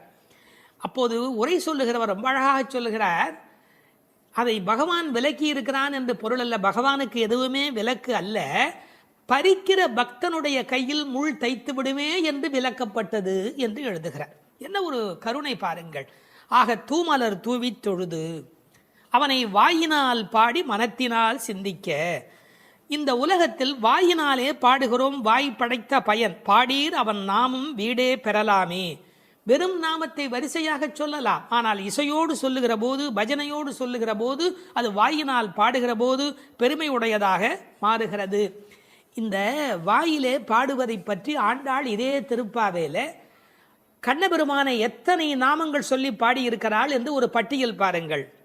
நந்தகோபன் குமரன், யசோதை இளம் சிங்கம், கதிர்மதியம் போல் முகத்தான், நாராயணன், பார்க்கடலுள் பையத்து இன்ன பரவன், ஓங்கி உலகளந்த உத்தமன், ஊழி முதல்வன், பத்மநாபன், மாயன், வடமதுரை மைந்தன், யமுனை துறைவன், ஆயர்குலாணி விளக்கு, தாமோதரன், புள்ளரையன், வள்ளத்தரவியில் துயிலமர்ந்த வித்து, மூர்த்தி, கேசவன், மாவாய் பிளந்தான், தேவாதி தேவன், மாமாயன், மாதவன், வைகுந்தன், புண்ணியன், முகில்வண்ணன், மனத்துக்கினியான், புள்ளின் வாய் கீண்டான், பொல்லா அரக்கனை கிள்ளி களைந்தான், சங்கொடு சக்கரம் ஏந்தும் தடக்கையன், பங்கைய கண்ணன், வல்லானை கொன்றான், மாற்றாரை மாற்றழிக்க வல்லான், மணிவண்ணன், உம்பர் கோமான், மலர் மார்பன், கலியே, செப்பமுடையாய், திரளுடையாய், விமலா, ஊற்றமுடையாய், பெரியாய், சுடரே, பூவை பூவண்ணா, அன்றி உலகம் அளந்தாய், தென்னிலங்கை செற்றாய், பொன்றச் சகடம் உடைத்தாய், கன்று குணிலாய் எறிந்தாய், ஒருத்தி மகன், நெடுமால் மால், ஆலின் இலையாய், கோவிந்தன், செல்வத் திருமால். இப்படி இதே பாடலுக்குள்ளே கண்ணபெருமானை வாயினால் பாடி என்று இத்தனை வகையிலே பாடிக்காட்டி இருக்கிறார். அப்படி வாயினால் பாடி மனதினால் சிந்திக்க.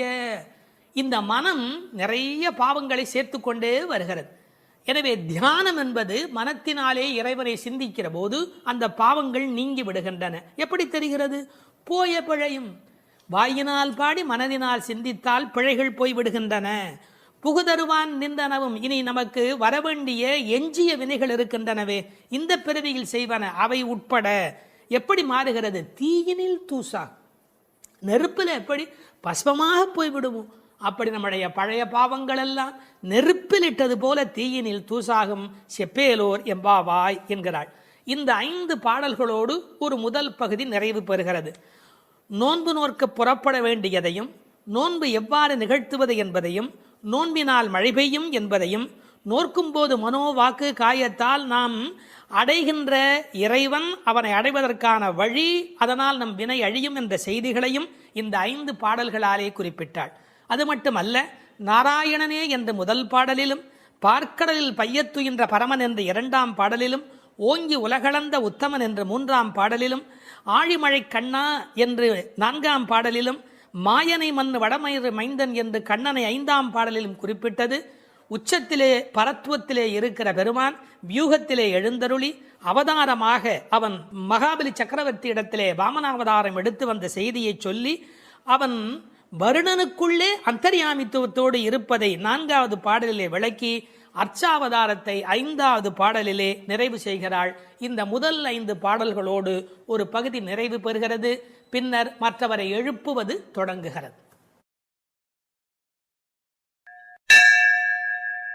வேதம் அனைத்துக்கும் வித்தான திருப்பாவையின் 6வது பாடல். இது பாடல் தொடங்கி திருப்பள்ளி எழுச்சியாக அமைகிறது. உறங்குகிற பெண்ணை வெளியில் இருக்கிறவள் எழுப்புவது போல பாடலின் அமைப்பு முறை. விடிந்தது என்பதற்கான அடையாளங்கள் சொல்லி எழுப்புகிறார்கள்.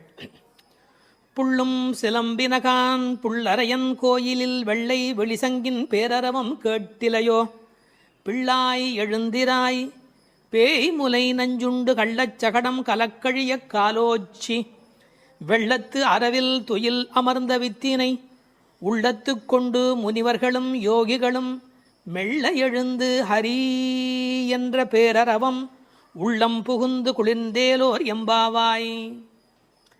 முன் அனுபவம் ஏதுமில்லாத கன்னிப்பெண்ணே, இன்னும் உறங்குகிறாயே? விடியலை முன்னே அறிந்து கொள்ளும் இயல்புடைய பறவைகளும் கூட எழுந்து ஓசை எழுப்பி இறை தேட புறப்பட்டு விட்டனவே, அது உனக்கு தெரியவில்லையா?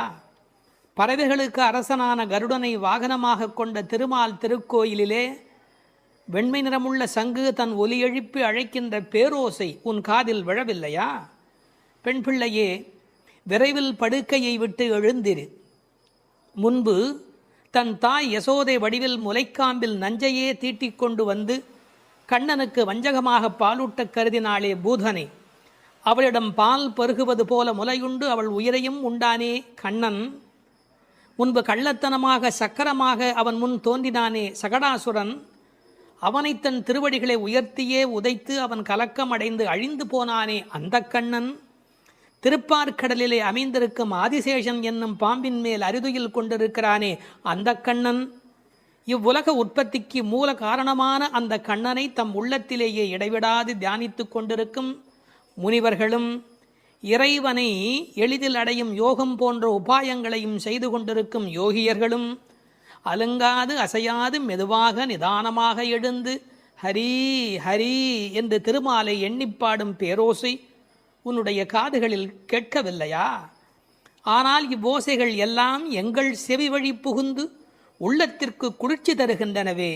இந்த அனுபவத்தை எங்களுடன் பகிர்ந்து கொள்வதற்காகவாவது நீ எழுந்து வரமாட்டாயா? இது பாடலின் திரண்ட பொருள். புள்ளும் சிலம்பினகான் புள்ளரையன் கோயிலில். புள்ளும் சிலம்பினகான் என்பது இயற்கையின் அழைப்பு. காலையிலே பறவைகள் ஒலி எழுப்புகின்றன. இதில் புள்ளும் என்றால் அந்த உம்மை சிறப்பு உம்மை. காலை பொழுது எப்படி விடுகிறது என்றால் கோழி கூவுது என்று ஒரு வார்த்தை சொல்வார்கள். மனித வாழ்க்கை இயற்கையோடு கலந்து நிற்கக்கூடிய தனித்த சிறப்புடையது. அது காலையில் இறை தேடுவதற்கு புறப்படுவதற்கு முன்பாக ஒலி எழுப்பி அதன் பிறகு புறப்படும்.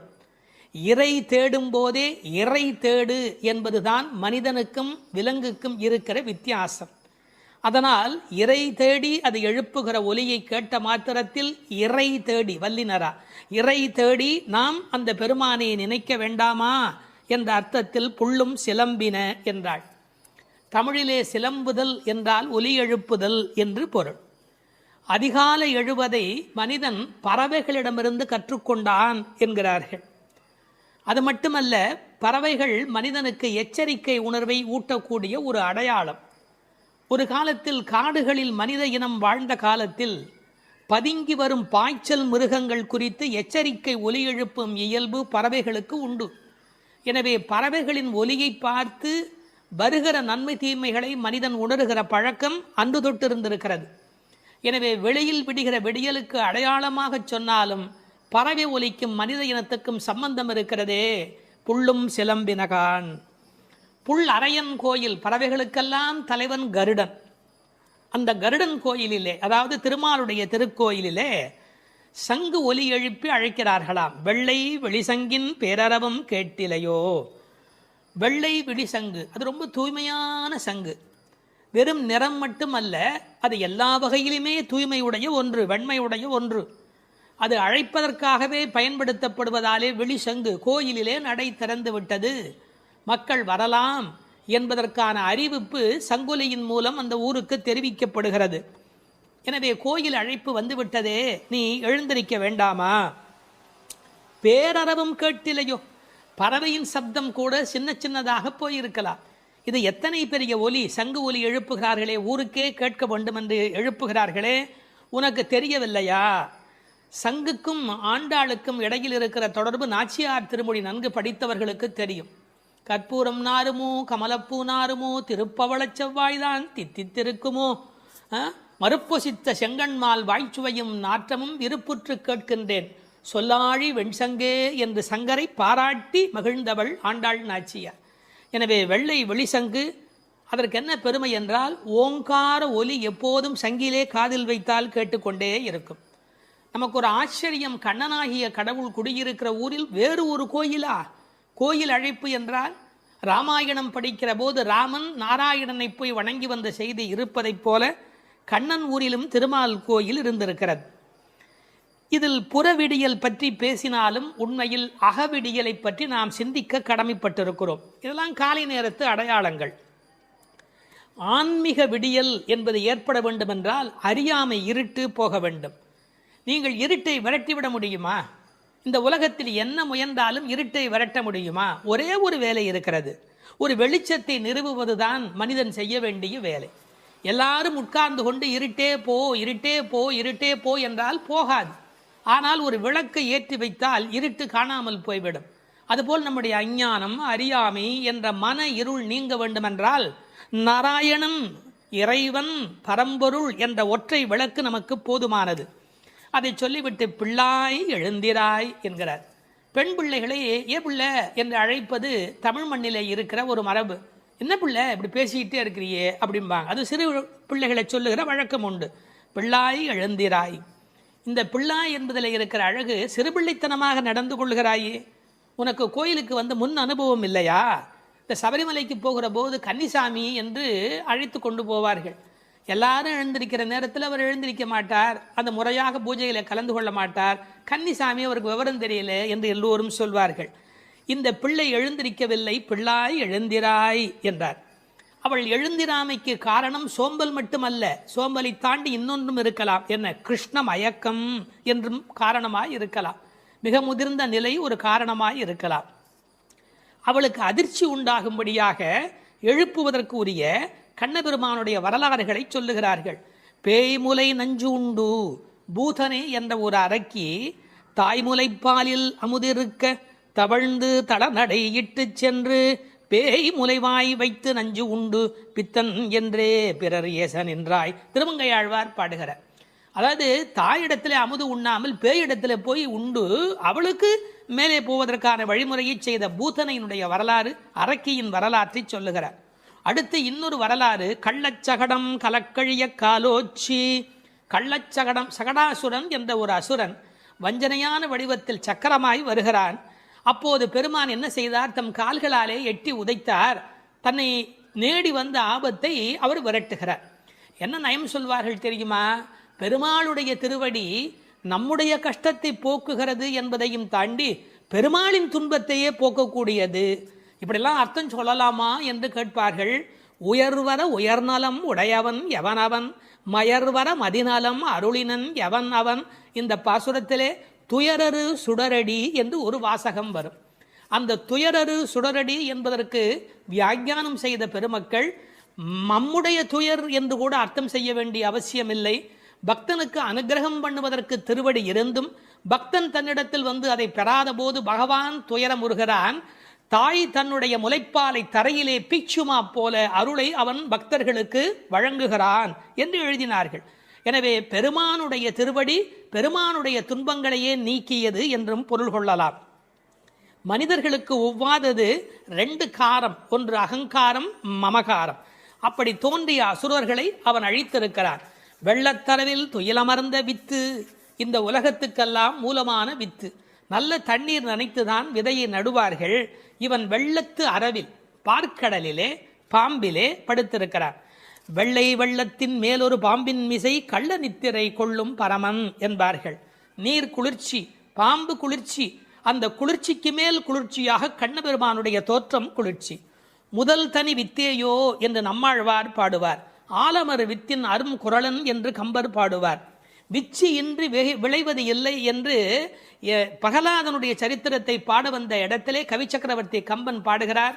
இந்த உலகத்துக்கெல்லாம் ஒரு மூல விதை உண்டு, அந்த விதை இறைவன் என்பதை புரிந்து கொள்ள வேண்டும். உள்ளத்து கொண்டு முனிவர்களும் யோகிகளும் ஹரி ஹரி ஹரி என்ற தியானம் செய்து கொண்டு மனத்தால் வணங்குகிறவர்கள், தியானம் செய்கிறவர்கள் முனிவர்கள். சரீரம் மனம் எல்லாவற்றையும் கொண்டு கிரியைகள் மூலமாக செய்கிறவர்கள் யோகிகள். எப்படி எழுந்திருக்கிறார்கள்? மெல்ல எழுந்து. ஒரே எழுதினார்கள், கர்ப்பிணி பெண் குழந்தைக்கும் நோகாமல் தனக்கும் நோகாமல் எப்படி மெல்ல எழுவாளும். அதாவது உள்ளத்திலே இருக்கிற பெருமாளுடைய தலைப்பூ ஆடாது, தலைப்புனா தலையில் வைத்திருக்கிற பூ கூட அசையாதபடி அப்படி எழுவார்களாம் அவனுடைய அடியார்கள். ஹரி என்ற வாசகத்தோடு எழுகிறார்கள். ஹரி என்ற பேரறவும் உள்ளம் புகுந்து குளிர்ந்தேலோர் எம்பாவாய், உன் உள்ளத்தில் புகுந்து குளிர்ச்சியினை உண்டாக்கட்டும் என்று இந்த பாசுரம் நிறைவு பெறுகிறது.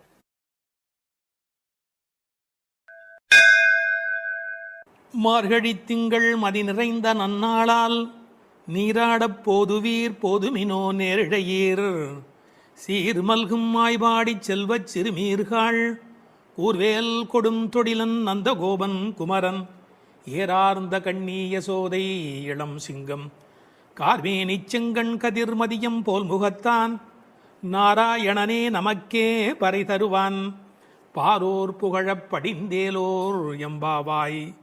முதல் பாசுரம். இதனுடைய பொருளை முதலில் சுருக்கமாக பார்த்துவிட்டு பிறகு நாம் விரிவாக சிந்திப்பது பொருத்தம் என்று கருதி உரை முதலில் சொல்லிவிடுகிறேன். நேரிழையீர் சிறந்த ஆபரணங்களை அணிந்த பெண்களே, வளம் நிறைந்த திரு ஆயர்பாடியின் செல்வச் சிறுமியர்களாகிய நாம் காத்திருந்த மார்கழி மாதம், பூரண சந்திரனுடன் கூடிய பௌர்ணமி நன்னாள், நாம் அனைவரும் கூடி மார்கழி நீராட்டத்தில் கலந்து கொள்ள வேண்டாமா? நீராட விருப்பமுடையவர்கள் அனைவரும் வாருங்கள் வாருங்கள். கூர்மையான வேலாயுதத்தை கைகளில் கொண்டவனும் கொடிய போர்த்தொழிலில் வல்லவனுமான நந்தகோபரின் திருமகன் கண்ணன், அழகிய கண்களை உடைய யசோதைக்கு வாய்த்த சிங்கக்குட்டி போன்றவன், மேக நிறத்தவன், சிவந்த கண்களை உடையவன், அவனது கண்கள் சூரியன் போன்றும் சந்திரன் போன்றும் ஒளி வீசக்கூடியவை. அவன் நாராயணன். அவன் நிச்சயம் நமக்கு நோன்பின் பலனை, அதாவது பறை அருள்வான். அதன் பயனாக உலகம் நம்மை புகழும். வாருங்கள் நீராட என்று அழைப்பதாக அமைந்திருக்கிற முதல் பாடல் இந்த பாடல். மார்கழி திங்கள் மதி நிறைந்த நன்னாளால் என்று சிறந்த மார்கழி மாதத்திலே பௌர்ணமி நல்ல நாளிலே இந்த நோன்பு தொடங்குகிறது என்று தொடங்குகிறாள். எதை தொடங்குவதற்கும் நல்ல காலம் வாய்ப்பது என்பது பெரிய காரியம். அதிலும் இறைவனை வணங்குவதற்கு எந்த நாள் தொடங்குகிறதோ அந்த நாள் நல்ல நாள். திங்கள் என்ற சொல்லினாலே பௌர்ணமியை குறிப்பது வழக்கம், முழு நிலவை குறிப்பது வழக்கம். ஆனால் பழைய காலத்தில் காலக்கணக்கு என்பதே பௌர்ணமி நிலவை அடிப்படையாக வைத்து சாந்திராயன மாதக்கணக்கு தொடங்கியமையினால் பௌர்ணமி எப்போதும் மாதத்தின் தொடக்கமாக கருதப்பட்டது. இந்த மார்கழி மாதம் கொண்டாடத்தக்க ஒரு காலம். பல காரணங்கள். இதமான குளிர், அளவான பனி, செழுமையான மழை பெய்து எல்லா இடத்திலும் நீர் வளம் நிரம்பி இருக்கிற ஒரு காலம், மழை முடிந்து விளைச்சல் தொடங்கி இருக்கிற ஒரு காலம், கறவைகள் நிறைய பால் கொடுக்கிற ஒரு பொற்காலம். அப்பொழுது ஆயர்பாடியில் மக்கள் மகிழ்வதில் என்ன வித்தியாசம் இருக்கிறது? அரசர்கள் கூட திக்விஜயத்திற்கு தேர்ந்தெடுத்துக் கொள்ளுகிற காலம் மார்கழி மாதம். எனவே அந்த மார்கழியை கொண்டாடினார்கள். அது மட்டும் அல்ல, இது ஒரு வெறும் இலக்கியம் அல்ல, ஞான நூல். ஒரு நாளை நாம் பகல் இரவு என்று பிரித்து அதில் பிரம்ம முகூர்த்தம் என்று சிற்றம் சிறுகாலைக்கு முந்திய நேரத்தை கொண்டாடுகிறோம். அப்படி ஒரு வருடமே தேவர்களுக்கு நாளாக மாறுகிற காலத்தில் மார்கழி தேவர்களின் விடியலாய் பிரம்ம முகூர்த்தமாய் கருதப்படுகிறது. மனதை மயக்கும் அந்த மாதத்தில் காற்று மண்டலம் மாசுபடாமல் இருக்கிறது. உடலும் உள்ளமும் புத்துணர்ச்சி உடையதாக விளம்புகிறது. சரியாக சொல்வதென்று சொன்னால் உலகம் தன்னை புதுப்பித்துக் கொள்ளும் பொற்காலம். உலகம் தன்னை புதுப்பித்துக் கொள்ளும் பொற்காலம். அந்நேரத்தில் நாம் நம்மை புதுப்பித்துக் கொள்ளுவதற்குத்தான் மார்கழியில் நோன்பு. மார்கழி திங்கள் மதி நிறைந்த நன்னாளால் மார்கழியை மனிதர்கள் மட்டும் கொண்டாடுவதில்லை. நான் மாதங்களில் மார்கழி என்று கீதையில் கண்ணன் தன்னை மார்கழியாகவே அடையாளம் காணுகிறார். மதி நிறைந்த நன்னாள் என்றாள். ஒரு சின்ன குறிப்பு இருக்கிறது. மதி நிறையும் போது மதி குறையும். என்ன? மதி நிறையும் போது மதி குறையும். பௌர்ணமி நாளில் சில பேருடைய மதி பாதிக்கப்படும். ஆங்கிலத்தில் லுனார் என்ற சொல்லும் லுனாட்டிக் என்ற சொல்லும் ஒன்றுக்கொன்று தொடர்புடையவை. உணர்ச்சி மேலோங்குவதால் மனம் தடுமாறுகிற காலம் மதி நிறைகிற காலம். நாம் உணர்ச்சியை வென்று அறிவை கொண்டு இறைவனை அடைய வேண்டும் என்பதற்காக அந்த மாதம் கொண்டாடப்படுகிறது. மார்கழி மாதத்தின் பௌர்ணமி கொண்டாடப்படுகிறது. மூன்த் என்ற சொல்லும் மந்த் என்ற சொல்லும் ஒன்றிலிருந்து ஒன்று அடிப்படையாக பிறந்தது என்று ஆங்கிலத்திலே ஒரு கணக்கு உண்டு. எனவே மார்கழியை கொண்டாடி அதில் பௌர்ணமியை கொண்டாடுகிறார்கள். ஒரு பெரிய அழகு, இவர்கள் நாள் பார்த்து தொடங்கினார்களோ இல்லையோ, நல்லது தொடங்கும் போது நாள் தானே வாய்க்கிறது, கோல் விழுக்காட்டிலே விழுந்தாற் போலே என்று உரை எழுதுவார்கள்.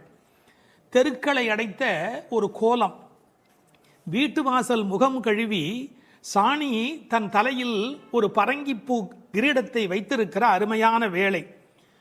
புதுமணல் பூத்த ஆற்று வெளியில் நிலவின் தகதகப்பில் கருப்பு கண்ணனுடன் கைகோர்த்து கோபிகைகள் குறவை கூத்தாடி அந்த புண்ணிய பொழுது. அந்த பொழுதை நினைத்து ஸ்ரீமத் பாகவதத்தில் பேசப்படுகிற அந்த காலகட்டத்தை நினைத்து இந்த பெண்கள் அந்த காலத்தை கொண்டாடினார்கள். நீராட போதுவீர் போதுமினும், இறைவனை வணங்குவதற்கு எந்த தகுதியும் தேவையில்லை, வருகிற விருப்பம் ஒன்று மட்டும் போதும்.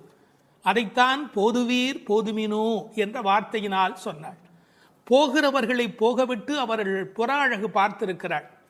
மற்ற இடங்களில் போட்டி இருக்கலாம். கடவுளை தரிசிப்பதில் மனிதனுக்குள் போட்டி இருக்கக்கூடாது, பொறாமை இருக்கக்கூடாது.